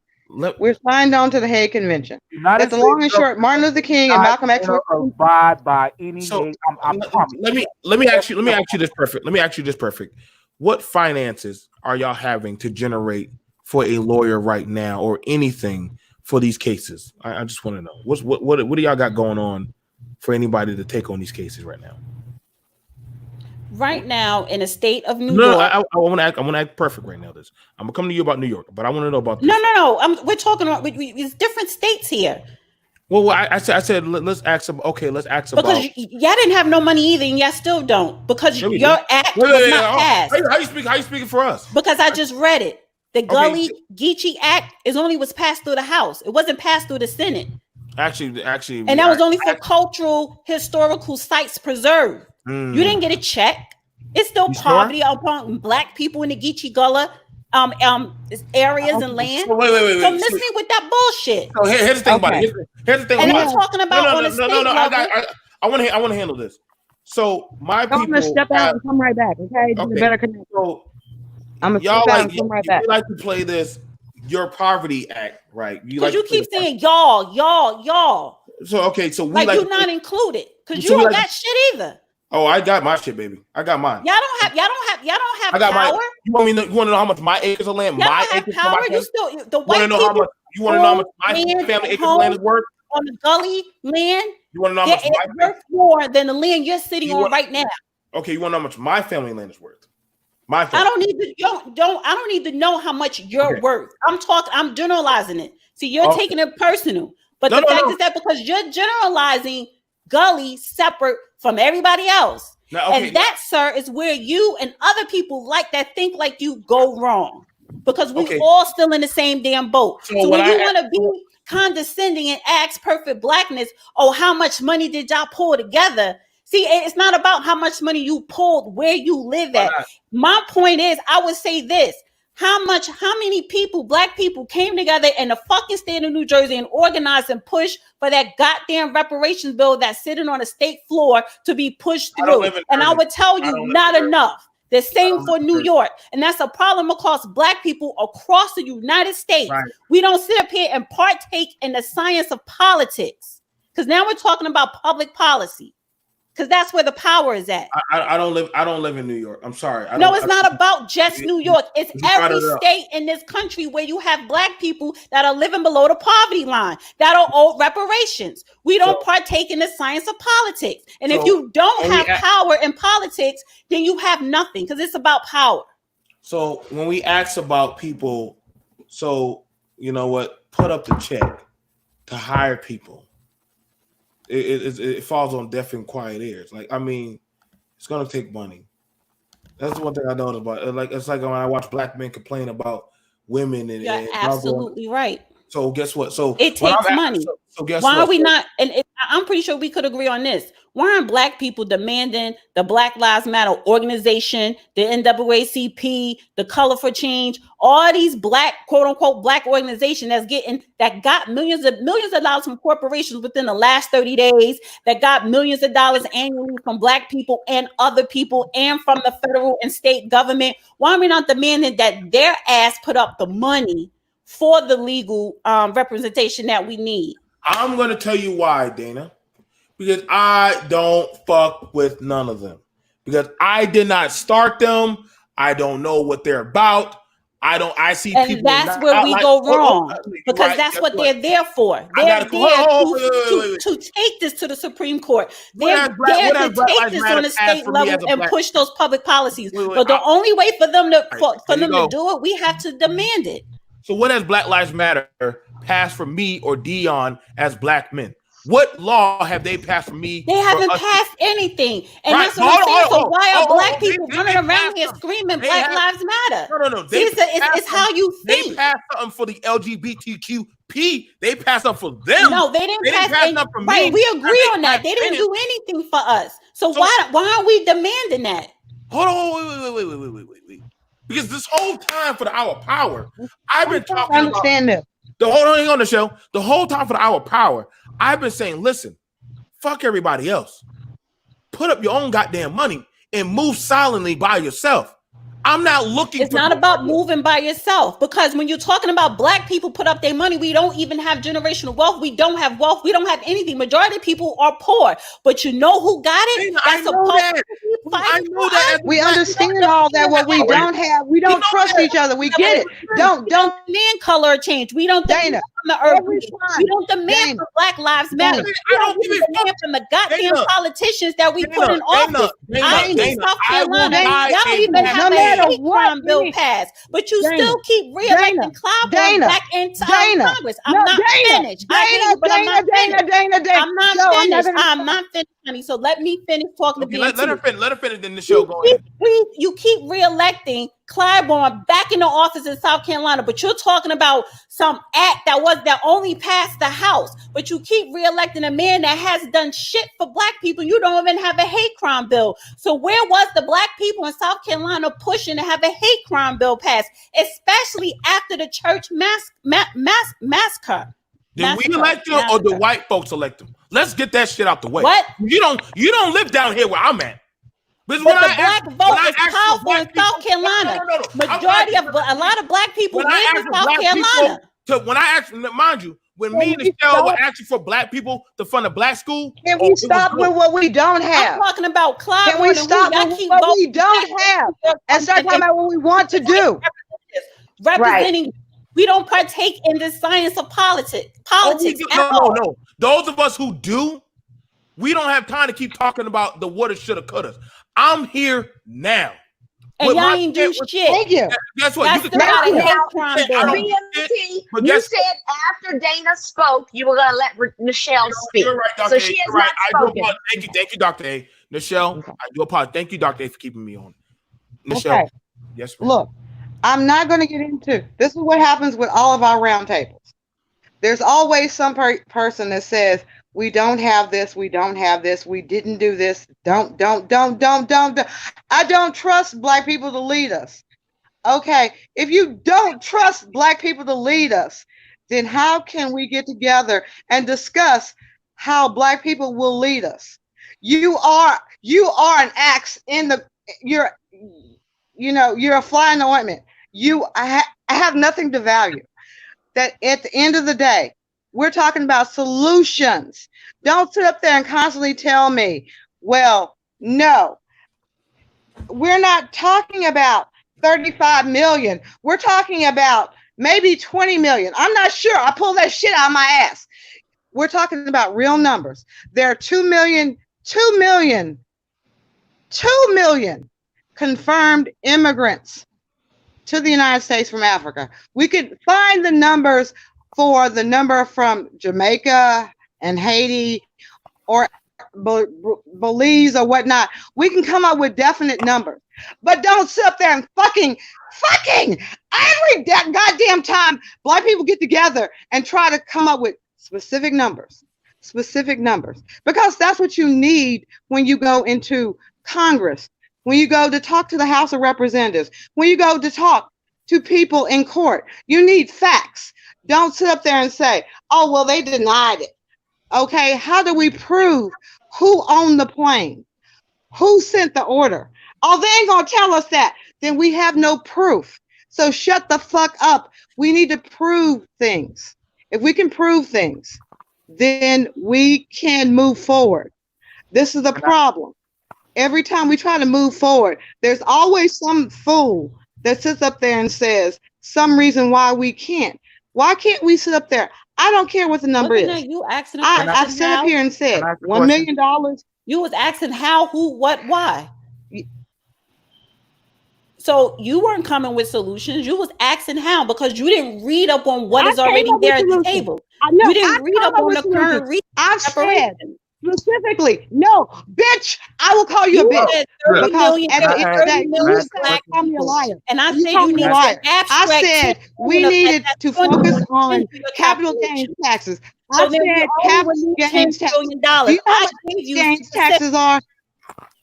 I gave you specific. You didn't know any. No, I said capital gains taxes. I said inheritance taxes. Since you I came up with very specifics and all this stuff. You should know, but you didn't do the research. So you're the one asking the questions. I did the research. I've done the research. Don't try that. Really? Don't try that. I've done the research. I sat up there. You did not know. You would not. Dana, shut the fuck up. Dana, you add nothing to the conversation except your Michelle, chill out.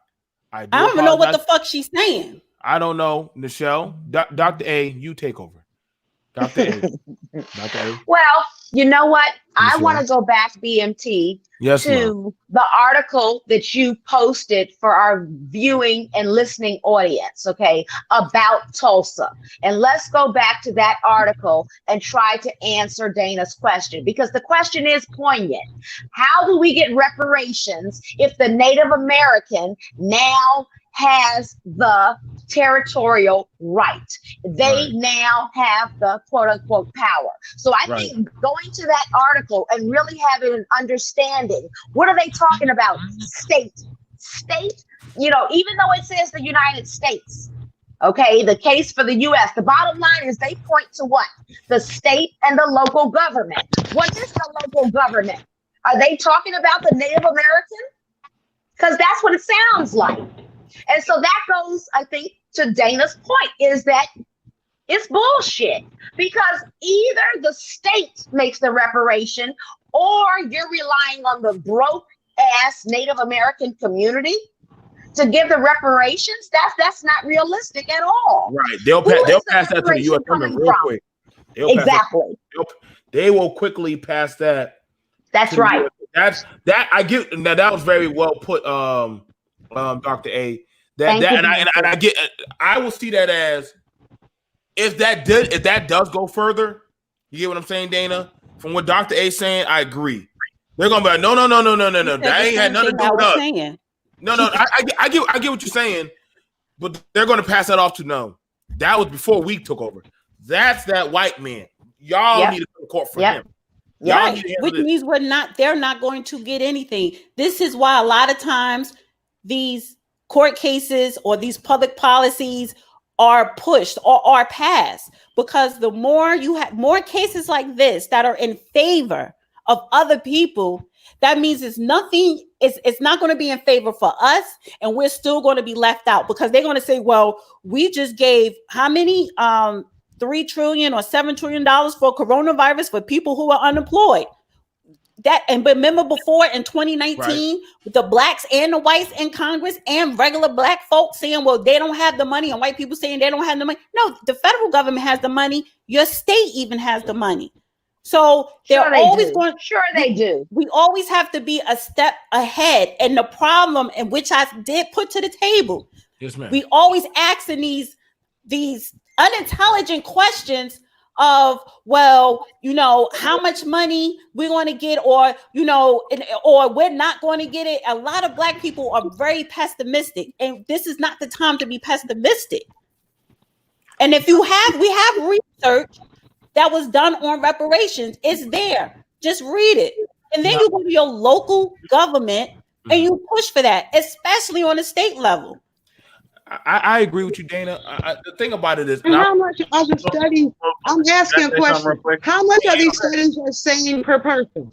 How much are these studies saying per person? When they're talking about ADOS101.com, they specifically say for money purposes only, because reparations is not just about money, but for cash payments, you are looking at 100, 200. If we're talking about if everyone was to get a check, that's just for cash payments. Reparations is not just cash payments, it's other things too.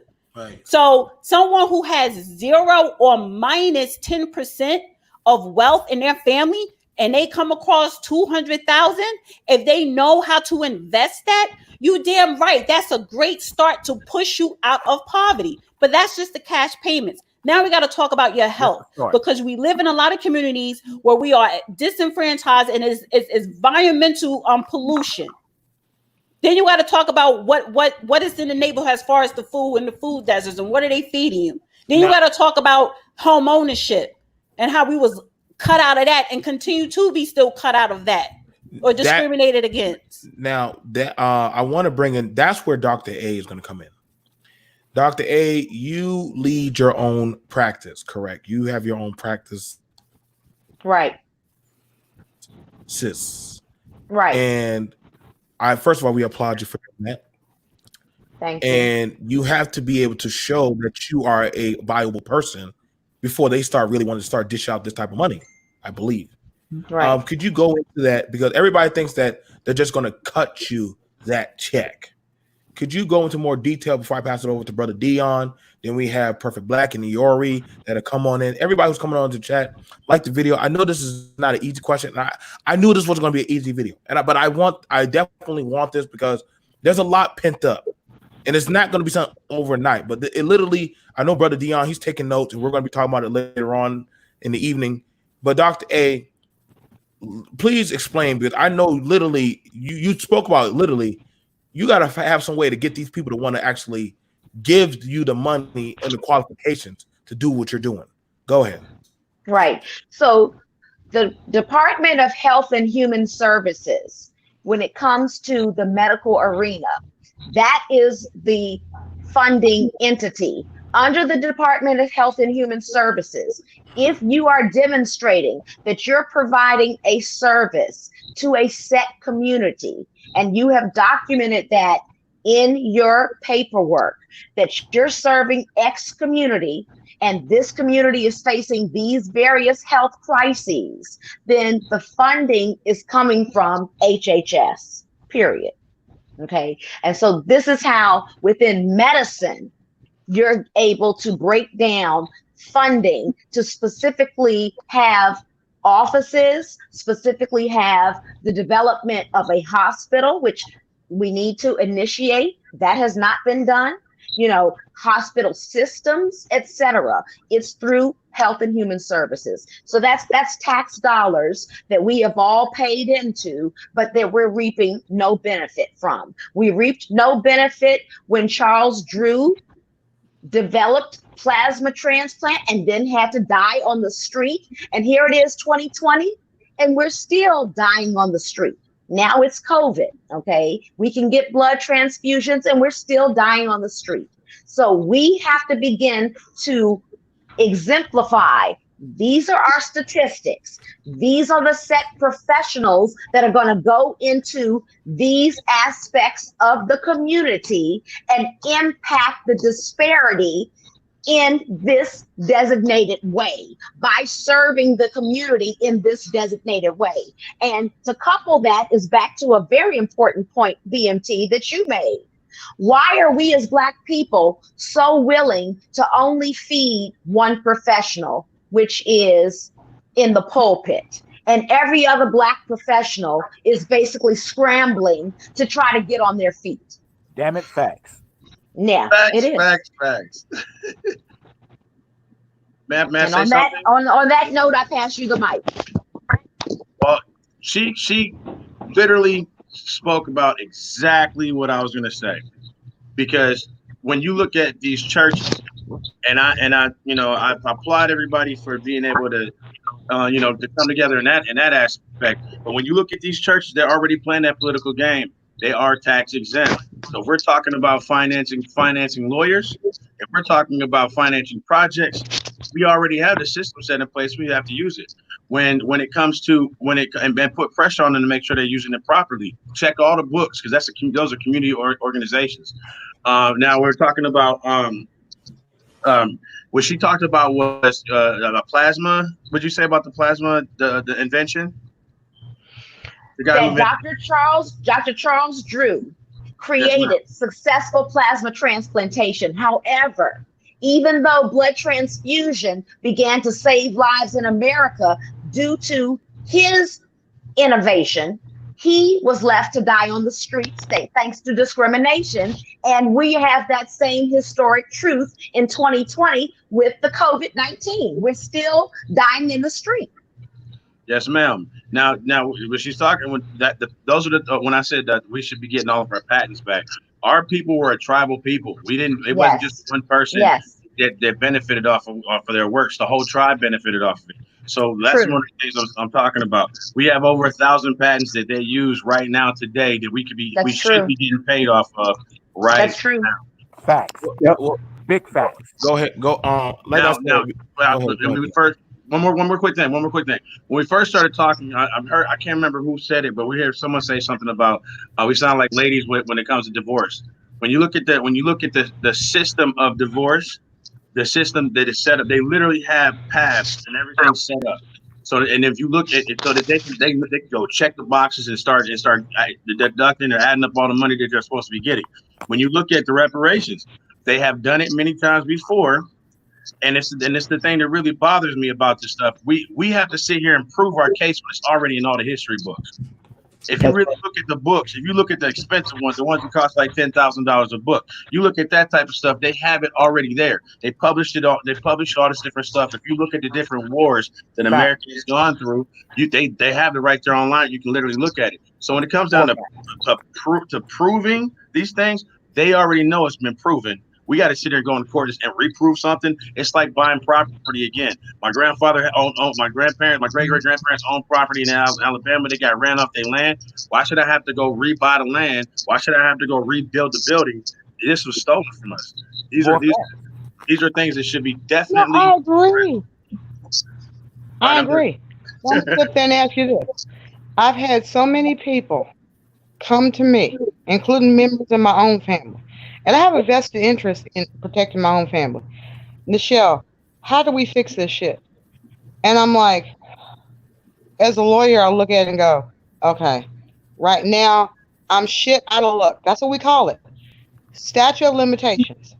You have a very specific number of years to reclaim land that was obtained by fraud. Who made that law? You can. No, let me finish. You have a very specific number of years. But at the end of the day, there's a loophole. Remember this rule that I give you. It's Rule 60B4. Rule 60B4. I know the tools. I don't just talk the talk. I walk the walk. 60B4. It says that fraud eviscerates everything, but you still have to be able to prove the fraud. In cases where one brother got drunk and signed the deed away to everybody to his land, they went in and got a suit for partition. We can recover some of the land, if not all of it, less the improvements. Less the improvements, because good Lord, they stole the land, but they made improvements. That at the end of the day, we have to sit up here. I know lots of litigators who are ready, willing, and able, but they know that they're going to be fighting an uphill battle in the white man's justice system. Right. We can't get the laws changed. We can't get the laws changed. I mean, I don't see Congressional Black Caucus sitting up there changing any laws for us to say, you know, if your parents' land was taken in before 1950s, we know the justice system was whack. So we're going to sit up there and allow you to recover that land. I don't see anybody in the Congressional Black Caucus tolling the statute of limitations. That's what we need. But at the same time, I'm giving you very specific things. What we are fighting right now in Congress is an end to qualified immunity. There's a bill. Qualified immunity says that, guess what? We know that the government is the only one that can violate your constitutional rights. But we're not going to hold any government worker, because the government only acts through workers. We're not going to hold any of them liable for violating your constitutional rights unless we've already said that they could be held liable for violating your acts. So And are I've you said it saying, before, Eric Gardner. are you saying that the United States government has immunity Yes. from paying the reparations? Is that what is that your argument? Yes. Yeah. We Then why Yes. we even we, The talking about United it? States we said that Why government, how we many even having episodes the ago? United States, You're talking the about the United federal. You're States talking about the government federal has government. So you're federal or saying, state. so The I 11th just want to get this Amendment. straight. So you're saying the federal government has qualified immunity from paying Black Americans reparations. Is that your argument? I'm gonna say it one more time. Read the 11th Amendment. The government cannot be sued unless it's given permission. By The who? government has said in the 11th Amendment. The government has said in the 11th Amendment, no state, no city, nobody, no governmental entity can be sued unless they give you permission to sue them.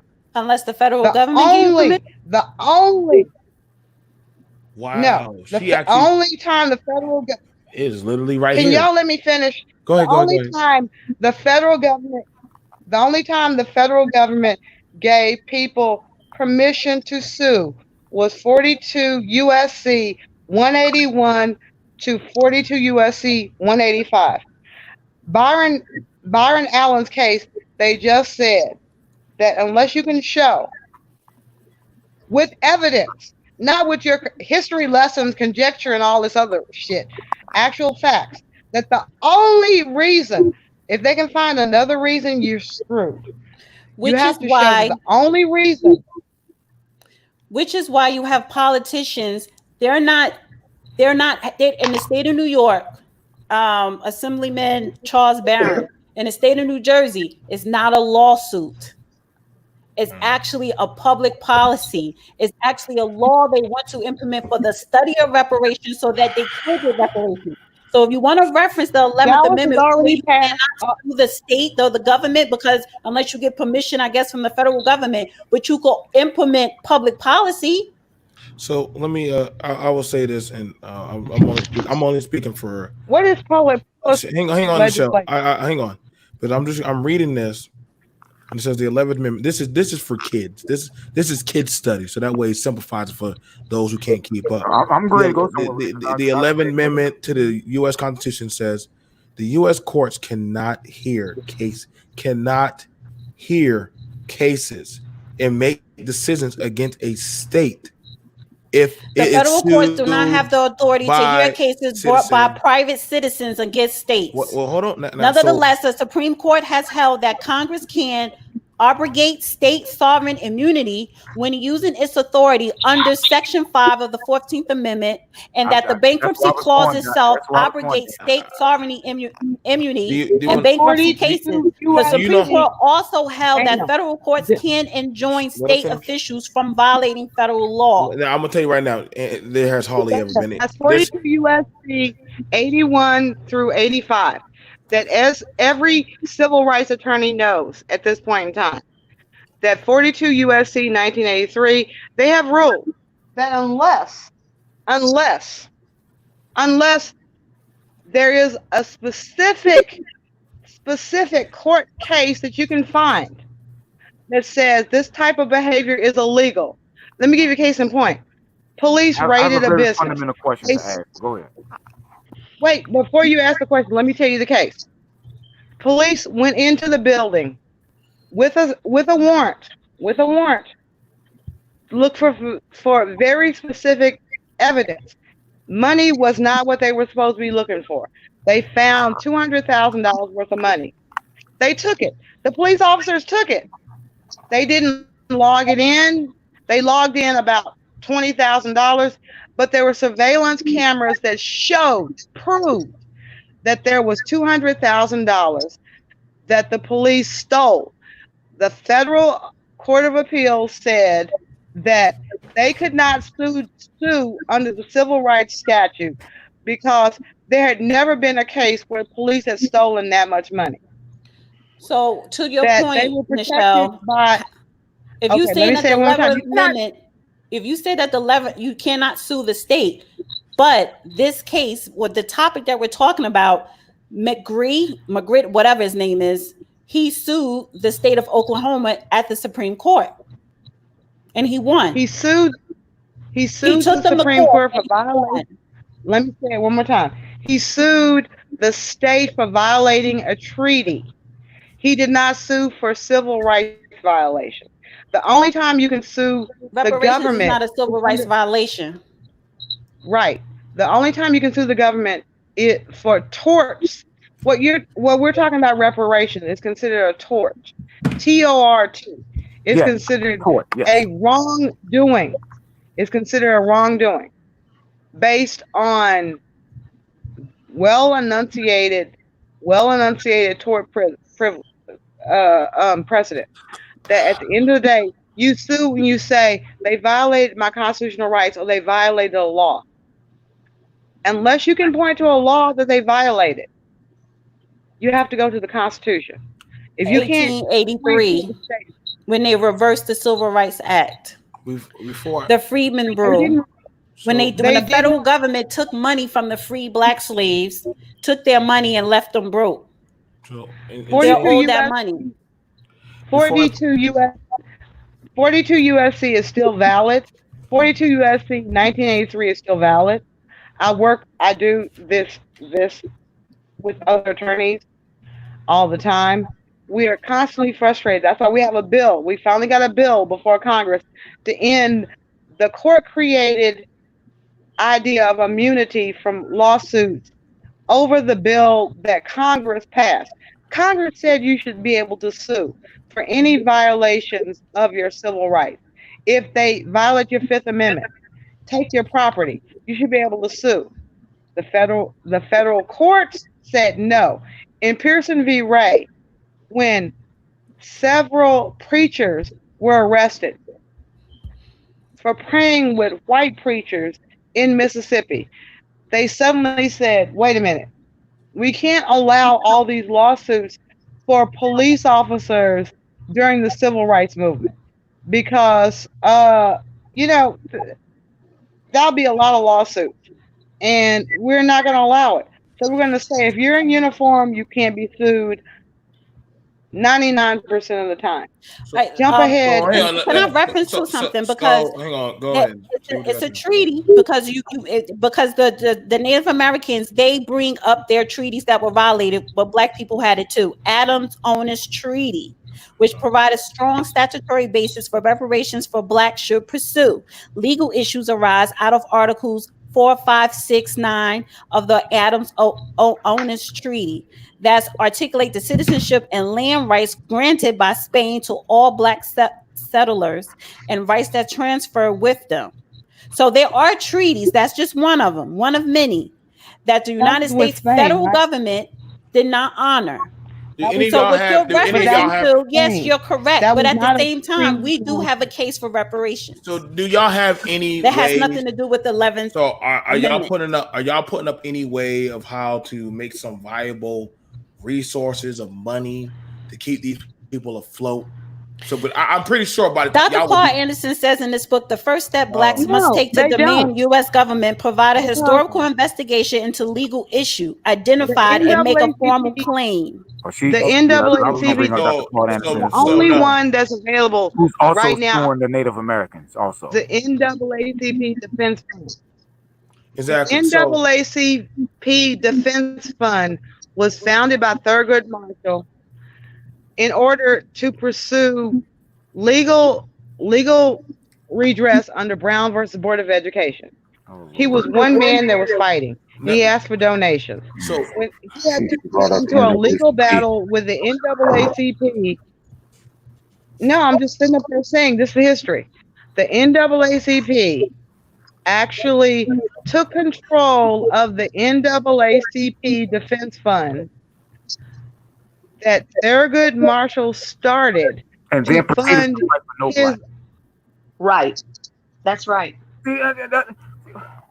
So hold on. So wait. So regardless of that, I mean, I get y'all bringing up all that stuff. I didn't bring up the NAACP. I just brought up the fact that they. I'm just saying that was.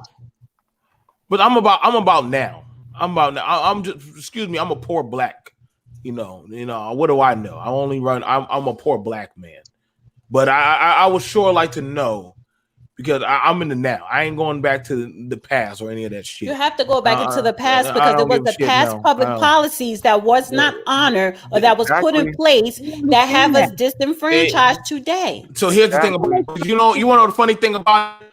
The Black and Dion's chat and all the people that well-to-do are doing good. You know what? One thing that they keep on asking is, why should I put my money with you?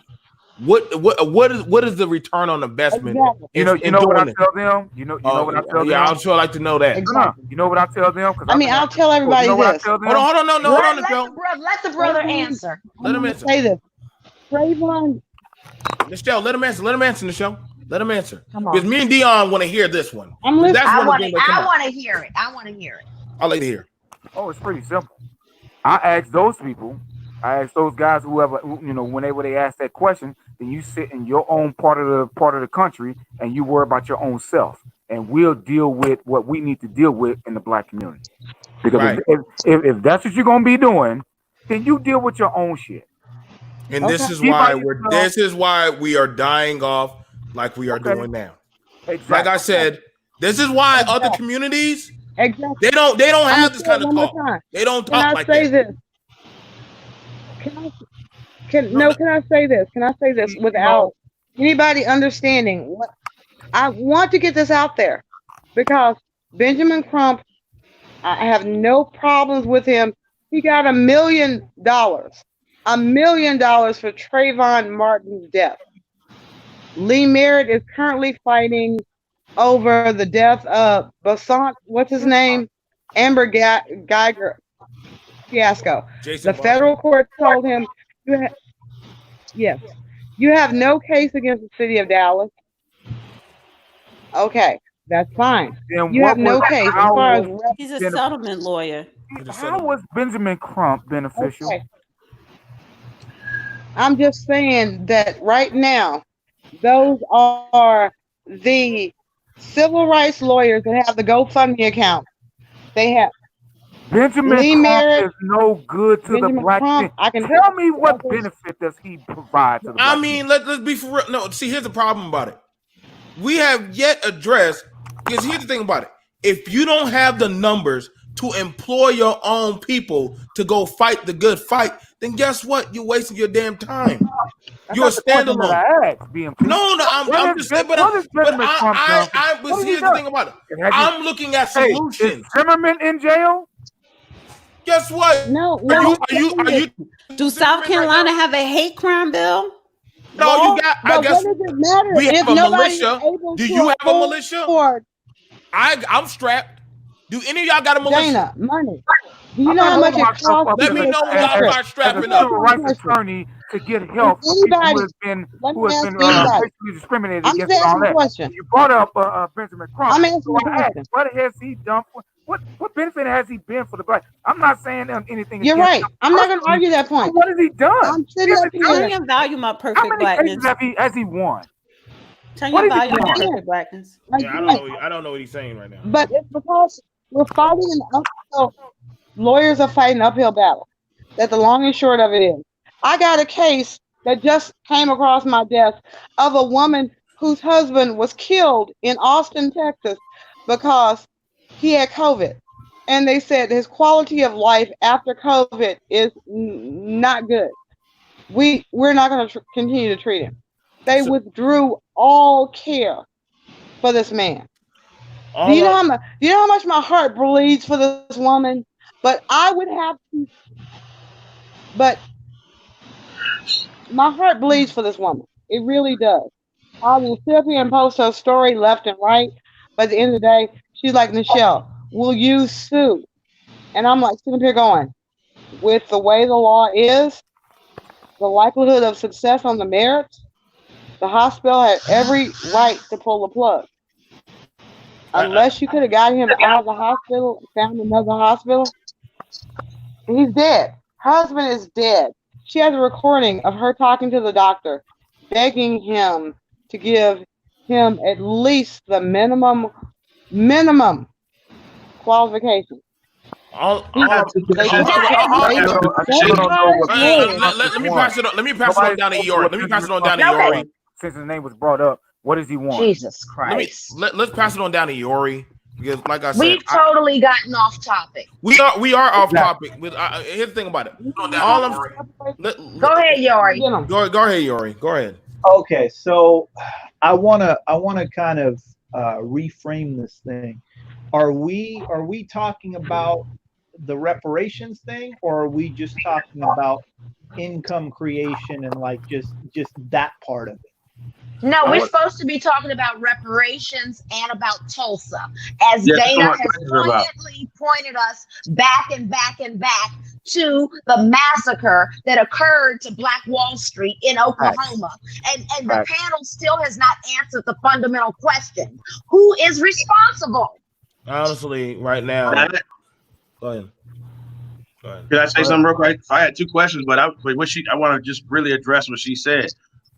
First and foremost, who's responsible from the history books? From what I saw, it is the federal government and it is the state government who came in here and did all these things. So who should have to pay for that? That is an atrocity on those people. That's the ones who have to pay for that. Period. Point blank. Now going back to what we said about the 11th Amendment, I do have a question about that as well. If we can't sue, quote unquote, because I think that's a crime by itself, the fact we can't sue the government. But if we can't sue the government, can we sue individual corporations? And the reason why I ask that is because you can also factually draw back to where all these rich corporations that seem to be able to duck paying taxes every year, but we got to pay taxes every year, but they don't have to pay them. Like, for instance, all the insurance companies. These insurance companies own slaves. That's a great question. And let me piggyback on the same question. No, all I'm saying is... No, I want you to answer. Let me just piggyback. That question, we can't sue the government sounds... Let me piggyback, please. Yes. If you're asking... Let her finish this up. Go ahead. Not being able to sue the government sounds like bullshit. And it says private citizens is what you're quoting. Private citizens cannot sue the government. Does that mean entities other than private citizens, corporations, can sue the fucking government? I'm going back to his question on the 11th Amendment to provide further clarity on that. Citizens can't. Exactly. Now you're thinking that. Oh, come on! I've been thinking the whole fucking time. All Yes. I'm saying, That's all the I'm saying, reason why I asked. I love y'all. That's the I reason didn't why I disrespect asked you BMT like is that. why we I've been having this thinking whole the discussion. whole If we fucking no. hour. Y'all always ask that. Y'all Right, always because ask that. it's not Why? one straight answer. You just because what you're referring to the 11th Amendment, but that's like again, private citizens suing the state. But you just had a man take the state to the Supreme Court. So you're talking about treaties that were not honored. Yes, you could sue that. You could get reparations. So it's a lot of things that we have on the books that were not acknowledged. And also, let me just piggyback talking about corporations. 1883, the Civil Rights Act 1883 from 1875 to 1883, where they made corporations into a person to get the same type of rights that black people were supposed to get under that 1875 Civil Rights Act that was reversed in 1883 that wiped us out, but allowed corporations to monopolize. So we have every right. That's another separate lawsuit. We should be suing the railroad companies, the life insurance companies. What's the statute of limitation? What is the statute of limitation on those lawsuits? You tell us, Dana? what is the statute of limitation? 4 years. 4 years. On what? On the Constitution? 4 years. 4 years from the breach. Exactly. 4 the breach years. of a treaty? So then how did this man and all the other Native American sue and take it to the Supreme Court and win? Because he argued that the treaty itself was the controlling precedent. At the end of the day, you can sit up there and which say, means that's what there's no statute of limitations. And I just said black people have a lot of treaties that was not honored. Let me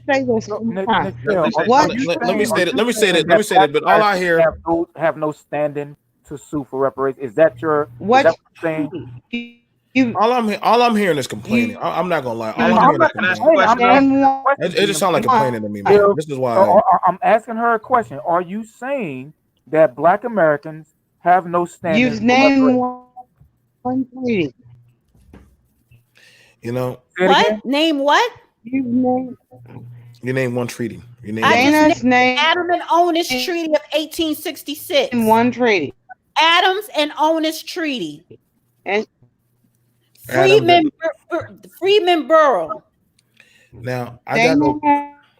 The show's breaking up really badly. Yeah.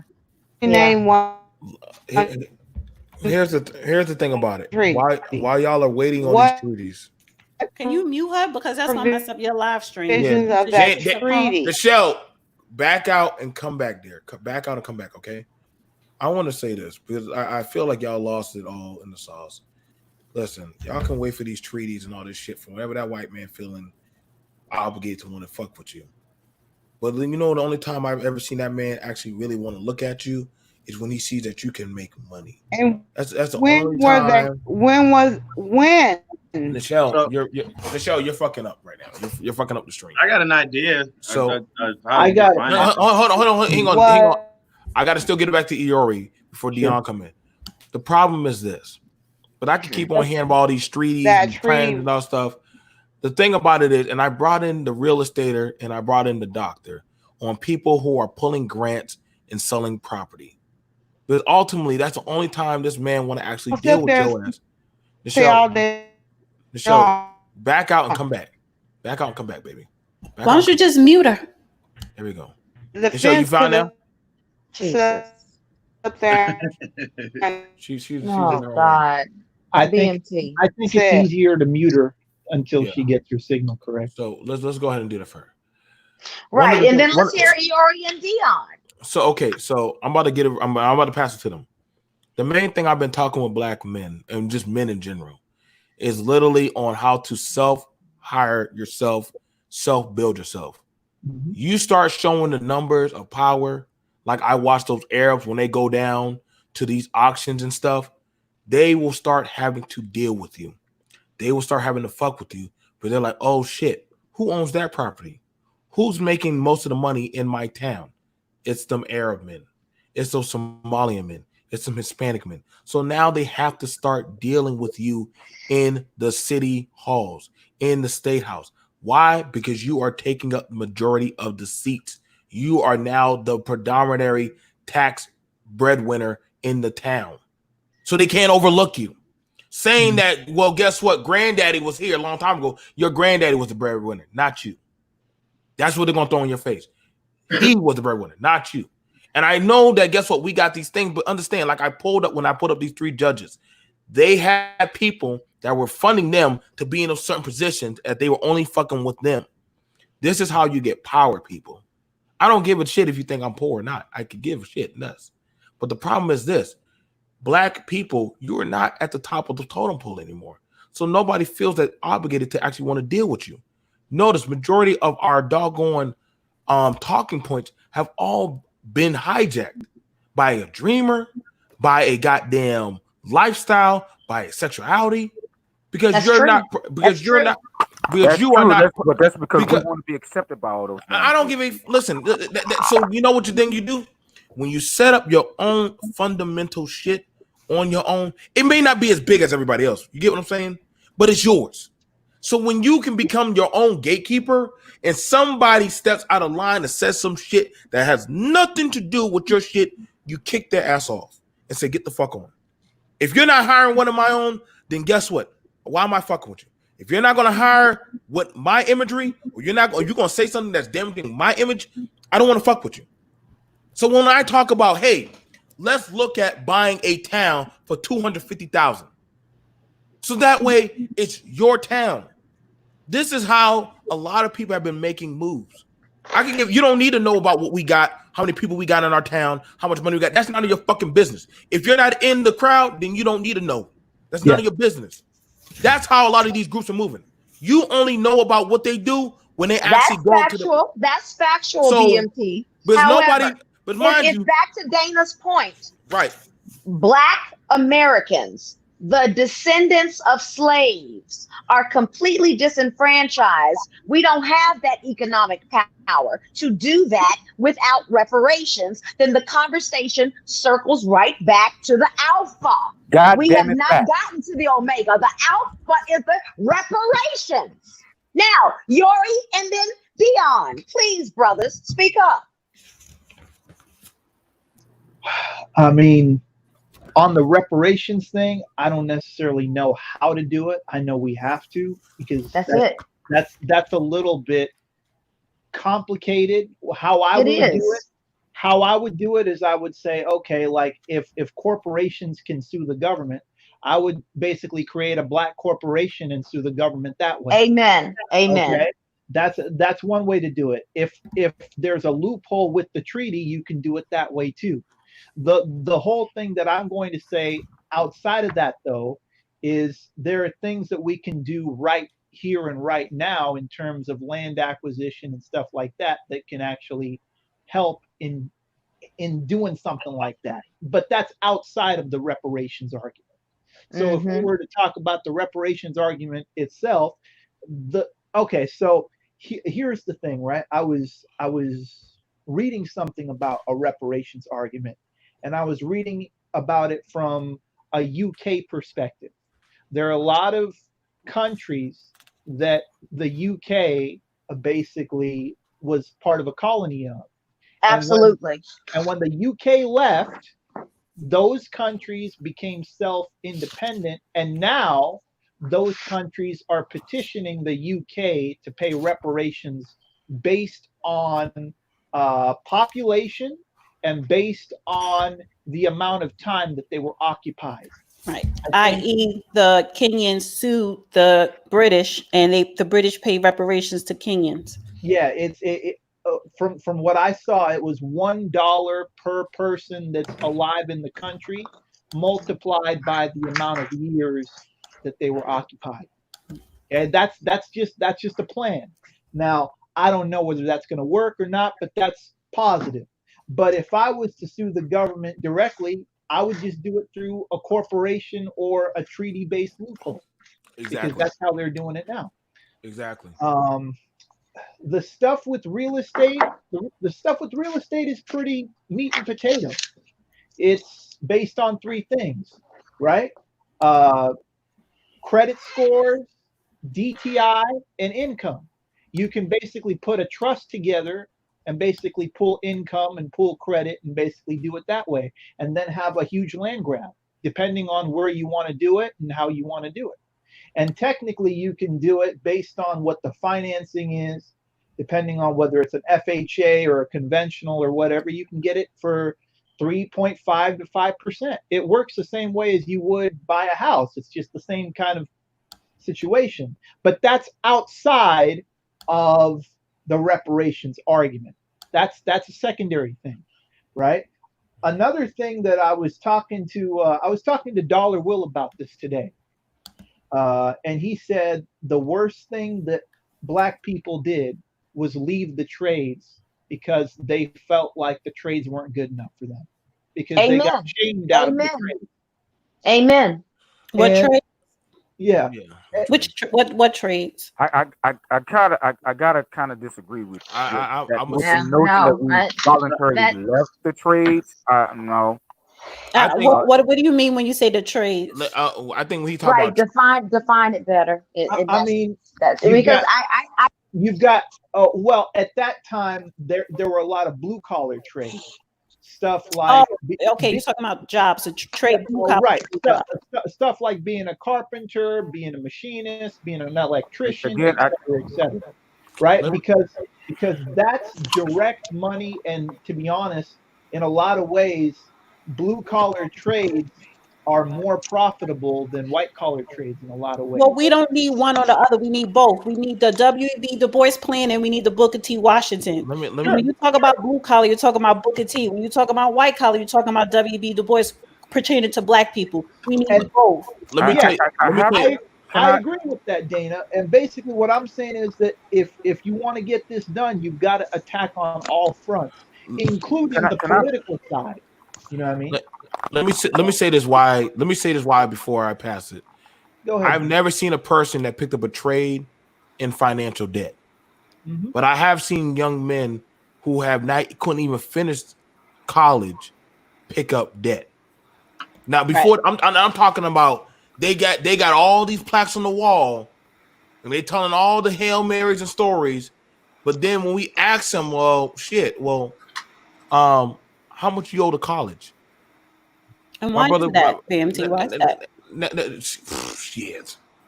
Because they didn't come from, they came poor. They're poor. They don't have generational wealth. But now here's the beauty of a trade. I can do plumbing, carpentry, and masonry. That didn't cost me nothing. All I had to do was follow the men, my granddaddy and my pops, and some of the men. They said, "Boy, get on the back of the truck." I jumped on the back of the truck. I followed them. I learned how to doggone do. That's all great, but we need doctors and lawyers. Hold on now. You got to understand. Guess what? Before you get a doctor, the doctor got to have a building to work in. You're gonna have to come to me. Ori, I'm gonna go and reference what Ori said. You need to attack it on both sides. I agree with you, Dana. Reparations come in. I'm not taking that from you, Dana, because we feel as though having a college degree do earn you more than just having a high school diploma. Having a trade can earn you more money. However, when they demolished all of the unions, that did leave a lot of people with trades unemployed, particularly for black people. You have to keep in mind, even when the economy is good or bad, black people always get the short end of the stick. Black people who have college debt, or who are in college now, should not have it. That should automatically be wiped out. Let me tell you this. Let me just say it before I'm gonna pass to you. Perfect. I'm gonna give it to you because I just want to add this. Go ahead, y'all two. White collar trades are mostly non-union. Blue collar trades are mostly, they're more union specific, right? So if for example, if I decide to get a trade or get a certificate in computer science or IT, those are corporate-based trades, and those are usually non-union. Versus if I'm a part of a machinist union or something else like that, that's different. So, I just wanted to kind of add that in. Okay, can I say this? Go ahead, perfect. Okay, first of all, when it comes to the unions, Black America did not end the unions. That was a fight between factions of white America. That's number one. Number two, when you're talking about the trades, I'm old enough to know. I'm old enough to, because I lived through an era where the trades were being taught in school and they took them out. Okay, Right. I lived through that. Outsourced. I lived through that. When I was in high school, right in the middle of my sophomore year, there was no more trades. No more trade. You couldn't get no goddamn electronics degree or certificate. Nothing. So to say that Black Americans just walked away from the trades, or to at least imply that, that is totally wrong. Totally wrong. Okay. Israelites, can I they say were something real quick? outsourced and automated, which is true. I don't know about that. I know I was there when they had them in my school because they had welding and wood shop and all this. And I remember they took that stuff out of school. They took it out of the high schools, and blacks had nothing to do with that. They had nothing, and that was all the unions. The unions did not want that. The unions did not want. These are white unions who did not want the high schools being teaching these trades to high schoolers coming out so they can go out and earn, even at that time, $50,000, $60,000, $70,000 a year. They did not want to compete with that, so they took it out of the goddamn schools. So black people just did not just volunteer just to walk away from that. It was taken away, and we were convinced on, okay, we'll go to college, get this degree, and you're going to be hired, and all that type of crap. And look, I got student loans, and I'm not working in the field. I'm in the IT field, in the IT trade. And you know what? I've been making good money on that. I have yet to make any type of money on the school, on the law profession I went to school for. I'm not making any made any money. But again, that was nothing that I necessarily did personally. That's just the way it is. Black people did not say black people just didn't walk away from the trade. Forced out. Yeah, absolutely. And that's where people are getting mixed up. Like, you still have to understand it was literally intentionally done. You talking about Detroit, the car maker, what do you call it? The car industry, where people, car factories, that this stupid ass Candace Owens said, oh, the reason why the car companies left because of the riots. No, you dumb fuck. The car companies left in the late 50s because they outsourced and then it was transferring to automation. So they took a lot of jobs were no longer there, which caused a lot of people to end up in poverty, particularly black people. And then you had the riots as a result of that. So a lot of these guys were outsourced and switched over to automation. So to say that black people just walked away from the trades, that's a mistake. That there is a mistake, because I saw that with my own eyes, and how black people just couldn't get trades. Couldn't. Exactly. It made you not only that have to go get a loan to go get it. You couldn't just learn it in high school anymore. You have to go get a loan for that. I think Dr. A is muted. Dr. A, you're muted. I think you're muted. Unmute yourself, dear. Only reason and why she's coming on, I wanted to say this. The only reason why I say I would be faster at teaching a young man a trade than a degree is because a trade can be passed on throughout the legacies. Mm-hmm. Yeah, but that's not handling the administrative side of things. You could be if you. I'm sorry.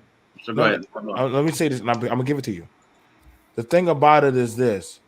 A lot of these people, and likewise, a lot of these young men that y'all see from these other countries that are getting into colleges, those are tradesmen funding that one young man into that college. Let me say it like this. When I was over there in Afghanistan, I met a bunch of men that put that one boy on a plane to fund him to come to the U.S. to become a doctor, to bring one of them over there. And when he came over there, he did that. I said, how did you make money at nighttime while you was at school? He said, well, I was also the handyman at an apartment. My dad taught me how to fix plumbing and do some plastering. So that was my side hustle to help me get through school. And I was like, really? And he was like, yeah, I can. If you need help doing some plaster or some plumbing, I could come over and do it. And believe it or not, a lot of these brothers that are in school, they have trade skill handiwork jobs that they know how to do. Are you talking about immigrants or black boys? Or black because there's a lot of black people with side jobs. I'm sorry, Dion, go ahead. No, I agree. No, I was going right along with what you said. I I mean, me personally, I know how to do I can do a whole bathroom. I can do a whole kitchen. I can fix most things on a car. I can also balance your checkbook Right. and help run your company. And I can also lead a team, a whole corporation of people. So when I just want to touch on something. I mean, Go I got ahead, to go Ken. back a little bit. So we talked about being able to sue a corporation as a corporation and forming an entity. I think that if you look at the like different business models, for instance, Amazon, they're not just delivering things. They have multiple businesses inside a business. So the corporation it should be. I mean, it should be a party. We should have our own party. That should be the also corporation that goes and does the suing to the government, whatever the case may be. But also that same corporation should have umbrella corporations in every entity of America. And the reason why I say that is this: economic inclusion. This is not like 400 years ago. This is not even 100 years ago. Heck, this is even 50 years ago. The type of jobs that are out there now, the type of money that's being made out there now is not just off of physical labor, even though it is off of physical labor. It's not just off of physical labor, and they're making large amounts of money. Now, I'm going to give you an example. You have the stock market, which we were the first stock on the stock market in the first place. Exactly. You have 3 or 4 different stock markets, and they're trading what 5 billion, 6 billion on average of these different stock markets daily. We have another market called the forex market, which is foreign exchange market, where they're trading what $7 trillion a day. So these are the type of things that we have to be involved in every aspect, and that's what the political party is about / corporation is about, and it's multiple branches that forces to make sure that no matter what, Democrats, Republicans, doesn't matter. We're in all branches of every part of business in America. Period. Why do we want to do it like that? This is my personal opinion. Why do we want to do that like that? Because I've seen studies where the first president of the United States was actually an indigenous man. So we started the country. We built the country all the way up. And if you built something up, why would you walk away from it? So therefore, we shouldn't do that. It should be literally because it's all right there laid out for us. We don't have to reinvent the wheel. We just have to properly apply our tools. Right. Yeah. I agree. Can we I would like for us to do closing argument. I'd like for us to do closing argument on this one. First off, I want to commend all of us. I knew this was going to be a heated talk, especially with brilliant minds. Dana asked the hard questions as she should. Perfect Blackness asked the question of, hey, what are your direction? Nichelle said, what do y'all want as far as it goes to laws? Likewise, I gotta email you to set up an email on. I definitely am curious about that over education, over money, reparations. Likewise, that's a talk I definitely want to set up with you. I know you and I have talked about that before, and I definitely want to expound on that. And I'm probably going to bring Iori in for that one. And Dion, I'm hoping you enjoyed your first hour of the power. I'm hoping you will come through more. This is what it's about. People feel like nothing answered. Actually, a lot of stuff answered, but a lot of stuff to it. Learned a few things. No, I should not play the us versus them game. I shouldn't play the us versus them game. But at this age in my life, I'm more so, if you're contributing, you're not helping, should I still allow you to have said access? Because if you're not going to be willing to jump out there when we picking yams, okra, tomato, should you still be eating with us? You can eat after us as we eat. Now, that was something told to me by my great grandma. If you want to eat, you come out there in the field and you work. Then after that, then you get to talk your mess at the table with us. And that's how I'm handling this right here of the sensitivity, because some people that look like us are just watching. They're talking a lot of trash, but they're not willing to come up here and put in the work. While others are actually out here doing the work, getting their hands blistered, scratched, bruised, argued, shed tears. And then when it's all said and done, just like the civil rights movement, and my daddy told me, there was a lot of people that told him, why are you going out there, James? You just going out there in your nice suit just to get beat up by them white folks. He said, well, I got to go out there. I want my kids to be able to go to school just like they do. Not have to work in the field like I did. My daddy said that. And he's a Vietnam veteran. So he can talk his trash, but he did the fight. I see the scars on his back and on his body. So, but I want to make sure that, listen, y'all, if we're going to be all in it, I want to be all in it. Don't play no games with me. You know what I'm saying? This is just that's my mentality now. If Dana says she's going to the courthouse, I'm gonna show up. And I'm gonna say, hey, brothers, hey, everybody if you don't got the money for the lawyer, give her the gas money so that way she can make it there on time. Or hell, if you can't give her the keys to your car. If y'all gonna say, guess what? Y'all got a case, pay Michelle. Y'all said that y'all don't trust the white healthcare system, pay Dr. A. We got a whole group of people that we could probably be giving our money to instead of outsourcing it. But the fact is, we don't have faith in our own people to get the job done. And that's why we're going to keep coming up short. So that's my last words. We'll pass it on to everybody so we can wrap it up. You know what I'm saying? I'm going to go ahead and pass it to Dana, Nichelle, likewise, Iori, Dr. A, you want to give us the words of encouragement and the prayer, whatever you want to give us there. You know what I'm saying? Dana, what you got? Put me after Dion. I want you want to go after Dion? Since I came on last. All right, you can go after Dion there. You can go after Dion. Dana, what you want to say, Dana? But you get under everybody's skin. I let everybody else. You want to go last? All right. Michelle. Yeah. Let's get to Iori. All right. Well, I'll go last. I want to know. Everybody want to go last. We got some grand speakers. I want to know what people want to do after all of this. After all of this, I want to hear what the action plan is going forward. Iori laid out a very nice action plan in terms of reparations. How we go about reparations. Right. Understand it, and I got to get that. I'm going to go ahead tomorrow. I'm gonna get it from Dana, the ADOS 101, and I'm gonna take It's ADOS101.com. It's a website. God damn, they have a website now. When the hell? Because everything is laid out. Yes. So I'm gonna go ahead, Dion. If you want to go through that with me, we're gonna go over the ADOS 101 website. We're going to speak our piece.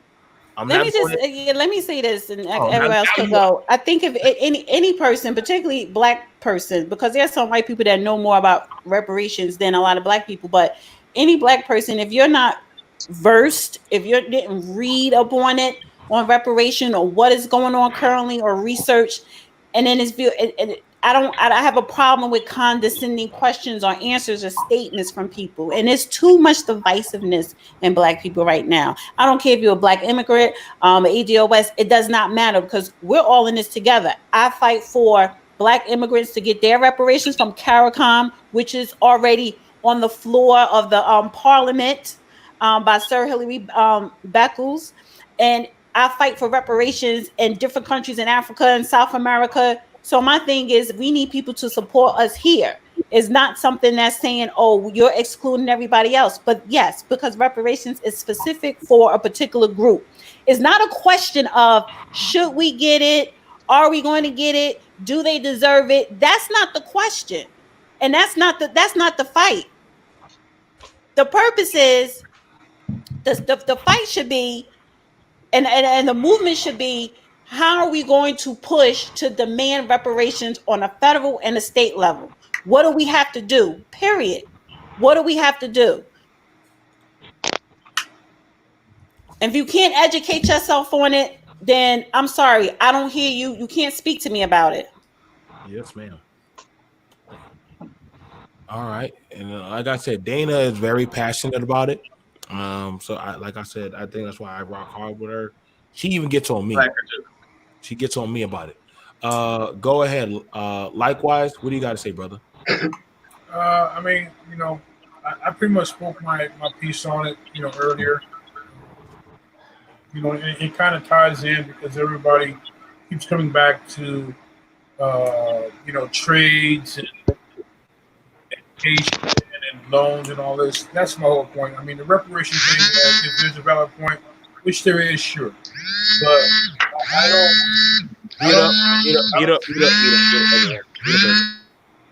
don't. I don't see too much of a benefit of just getting cash out. I mean, I just really don't. A stimulus is going to be a stimulus. You have people that don't have knowledge. Whose phone is that? You have people that don't have knowledge and wisdom. That money's going to go right back out the door anyway. Mm-hmm. So, like I said, I spoke my mind on it. I mean, I would rather see that financial balance that's owed put into education. I'd rather see Grambling University looking like fucking Duke with the best instructors. You know what I'm saying? Southern University. Why can't Southern University be like fucking Stanford? You know what I'm saying? You have a lot of bright minds, not just here in the United States. You have them in Brazil. You have more blacks in Brazil than you have in the United States. Okay, you have a lot of blacks in Africa that would love to come here and love to come here and attend a black university. But right now, the education level of those schools just doesn't mean anything. It doesn't help you in the real world. Mm-hmm. That's what I would like to see. Right. Well, I'm done. That's it. All right. So let's get it on to Iori. Go ahead, fam. Yeah, bro. Like, I mean, I kind of said what I said. I feel like, we have to attack from all angles, because that's the only way we're going to actually end up doing this and actually getting it done the right way. I'm partial to the trades. That's why I brought up the trades. But at the end of the day, it's one of those things where I'm a big guy on self-determination. So if I can have a trade that'll pay me to do things on my own accord, then that's the way I'm going to take it. So that's why I was saying what I was saying. And to add the thing about the trades, what I meant by black people left the trades is you ended up having, and this is not just black people, this is everybody. Because before there was a huge emphasis on going to college inside of the country, there was a close emphasis on doing trades as well as college. But what ended up happening is the trades got attacked. And so then what you have is, oh, well, now everybody needs to go to college. And that's what I'm anti. I'm not anti-college. I'm just saying that you can't attack the trades and basically say, okay, nobody needs the trades anymore. You have to have both of them, because some people are better off using a trade path and some people are better off using a college path. It also, let me jump in for a second. It also depends on the trade. And one thing that happens is you could be the most skilled welder in your business for your company, but somebody that has that degree that has less skill than you, he's actually going to come in and be your boss, because it comes down to accountability. Why is this person in there? It can't just be word of mouth. It has to be documented. And that's why you have to really look at which trade you want to get into. Which trade is the modern trade, right? Because the modern trade goes based on the information and the knowledge base that you need, and that's what you're going to get paid for. That's all. Okay. Thank you for that. Thank you for that, Iori. Then we have Dion. Go ahead, brother. Well, first off, I want to say thank you, everybody, for allowing me to come on here. It's my first time on here. It was exciting. You talk about things I love to talk about, so I fit right in here. So thank you so much for having me. When we're talking about a lot of this stuff, like, just to piggyback on what he said with the trade path and the college path, I think that's kind of all encompassing when it comes to what I was talking about with our own party, and having it be our corporation, because it talks about on the ground level, and it talks about on the corporate level. It covers both aspects of it. I feel. Also, I kind of have an idea because, like you said, I'm the type of person where I don't really wait on people or entities like the government. I kind of go out there and think of ways to solve my problem myself. One of the things that I would like to put out there. Everybody mute up other than Dion. Everybody mute up other than Dion, please. No, I'm ready. Jesus. Okay, Okay.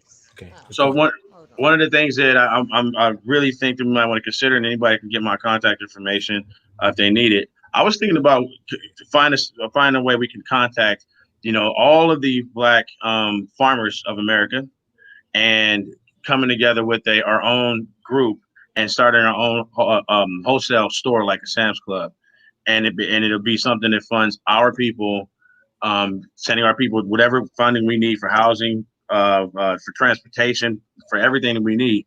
Use something like that as a money builder to get the things that we need. Other than that, I just want to say thank you guys for having me. If you guys need me, I'm there. I'll be at the next one. Like I said, I'm gonna hit you up, Dion. I know we're gonna have some more talks probably after this. Definitely on this one. So I'm definitely glad that you enjoyed it. Oh, where's Dr. A at? I think Michelle. I think you was waiting at the doctor. She was here just now. She was just here. But I'm ready to go ahead and eat dinner. So like I said, I wanted to say this. Everybody has a position. Everybody has a place to play. Okay, there she is. Dr. A, are you there? Are you there? Hello. Yes, ma'am. Go ahead, dear. Okay, sorry, I'm repeatedly getting called by nurses because I'm on duty while we're doing this Hours of Power. But I really, number one, I appreciate the other panelists, everybody. Mm-hmm. Yes, we're all passionate. We're all intellects. We all have very strong feelings about where we need to move our ethnicity in this country to regain some sense of power. And basically, I'm in full agreement with some of the points that have been made by Yuri and by Dion in terms of how do we move forward, solution-oriented for reparations. I think to be continued, a whole nother discussion, which I got cut off over and over and over, calling nurses calling me. So I didn't get to engage. And now that we're at 3 hours, it has to be continued next Sunday, is this issue of Black trades. Because yes, I agree that a part of it had to do with outsourcing, Dana. You're right. Yes, I agree. It was taken out of the schools. However, how much are we going to continue to agree to be the victim and take it up the rear end before we say, as an African-American community, we did not fight to keep our trades, period. We didn't fight for our representation within these white unions for the trades. We wanted to assimilate. We wanted to become professional, white collar professionals. We did not give a shit about what Booker T. Washington valued, which are basic blue collar trades that could have sustained many of the masses that are now disenfranchised, unemployed, in poverty, in the criminal justice system, et cetera, et cetera, et cetera. We didn't protect that. Okay, we didn't have a stake in that, and we didn't protect that, and we could have done better. But like I said, that's for our next discussion. But I do think constructive solutions have been made in the arena in this particular 3 hours of power, talking about how do we go about getting our reparations. So I appreciate every panelist for getting a solution-oriented conversation and a highly intellectual debate on a very critical subject matter. Okay. Thank you, Dr. A. Thank you, Dr. A. You know, you already know we got some stuff coming down the pipe that to be dealing with. Yeah. Michelle, our lovely attorney, I know how you get passionate about law. Michelle, are you there? She's still on mute. Okay. So while she's doing that, but I'm about to wrap it up. Literally, I'm gonna tell y'all this. I talked about this and I thought about this because I'm doing this. I'm literally working with men in rehabilitation centers, as well as people. Meet up, everyone. as well as working with doggone hiring black people. I know I don't have the money like a white man or any rich person, or I can give y'all numbers off the top of my head. I'm just not that. But I know what I can do, and I know what I'm capable of doing. I don't compare my struggle to everybody else's struggle because it's my struggle. But whenever I get a win, that's my win, and that's what I'm going to work on. And that's the thing about it that you forgot. That's why we were great back then when we were, because we understood that we don't have the new school books like the white kids, but guess what? We got these school books, and we're gonna make them work. We don't got the best clothes, but guess what? We're gonna put these clothes on, and we're gonna still send you behind the school. You got to take what you got and make it work at the moment. I don't care for all these doggone proving points, because see, this is at the end of the day. So long as I get a win, I'm winning. This is why I don't get caught up in this social media political shit. But the people that are actually getting the gains, I'm watching them real time. This is why certain black groups, the black farmers got $1 billion. Did you see them publicly announce that? No. Because they say you weren't part of what we were doing. That's right. Different black groups were getting paid, but they weren't telling other blacks because you weren't supporting them. The reason why I'm for it, I agree with, likewise, educate your people. Because once you get the knowledge, you can never take it from me. Mute up, everyone. Once you get that knowledge of your history and of said stuff that you can do, if I teach my sons, which I'm teaching them right now, I'm teaching my sons how to do lawn care.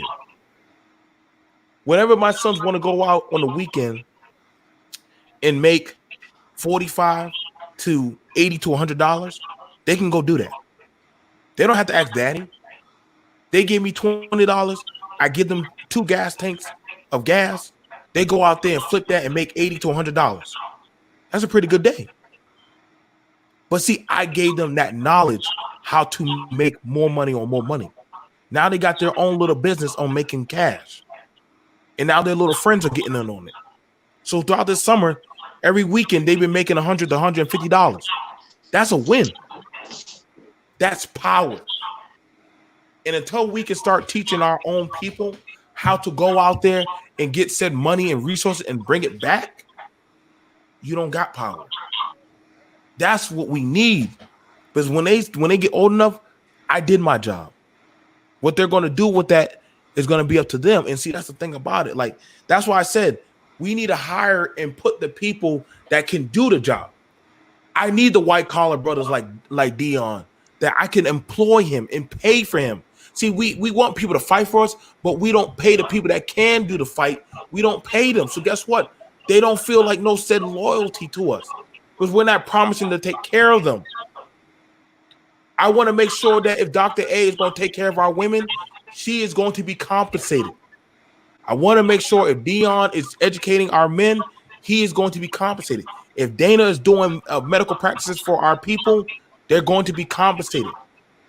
This is something that me and Iori have talked about. If you cannot employ and compensate your people, how can you ask the next man outside of your group to do it? But you know what he's going to say? What are you doing? That's what they told them at that last meeting. So what are y'all doing? So when you can answer back to them, well, I just hired 600 blacks and we're making such and such amount of money. We're putting our people through school and this and that. So without you, motherfucker, I didn't need you. But guess what? If you give us this stuff, imagine what we'll be able to do. That's one thing that no matter what, the Native Americans have the oil, they have the land, they have different other resources. Regardless if they had gotten Oklahoma or not, they are already up there in the billion. So they're only amplifying their legacy. I want our children to have that same talking ish at the tip of their tongue. But you got to educate and give them the acquired knowledge and weaponry. You see our children are getting smarter. Mind you, schools aren't promised to open back up. So if we don't start teaching them, when these schools shut down again, they're going to be a lot of lost generations. 1 year is a long time of going dumb. Yes, sir. 1 year is a long time. So Oh yeah. we have to start being ready. But I'm playing right now. If you don't start learning these skills, start getting on, instead of getting on YouTube, look at little videos of sex and all this stupid music videos and learn some skills, you are going to be left behind. Yep. So you can learn this. How much does it cost to do homeschooling at home now? Did y'all know the government is now paying parents to homeschool their children at home? They are paying you, the parent, to homeschool your child. But how many people actually do that? Right now, Melissa's teaching the girls how to do sutures, stitches. How much do you think it will cost to go to the hospital to go get stitched up? You know how much that costs? Over $100 just to get stitched up. But literally, we're learning, the girls are going to learn that for free by watching the videos, reading the books, and applying it. I don't want our people to keep going without the knowledge. I talked to y'all about the housewives that literally are now birthing young babies. The state of South Carolina already is giving them $25,000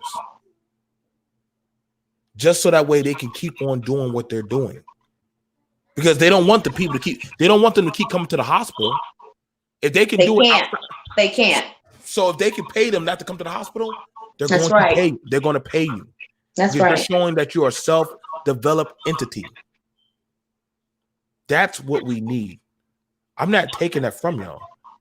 If they think that you're broke, poor, or destitute, let them think what they think. We were laughing at the Hispanics a long time ago, calling them beaners, wetbacks, and all that stuff. Now they are a political force to be reckoned with. You got to understand, one time they were calling you dumb, but they knew if they needed a trade, go to the Negroes down the street.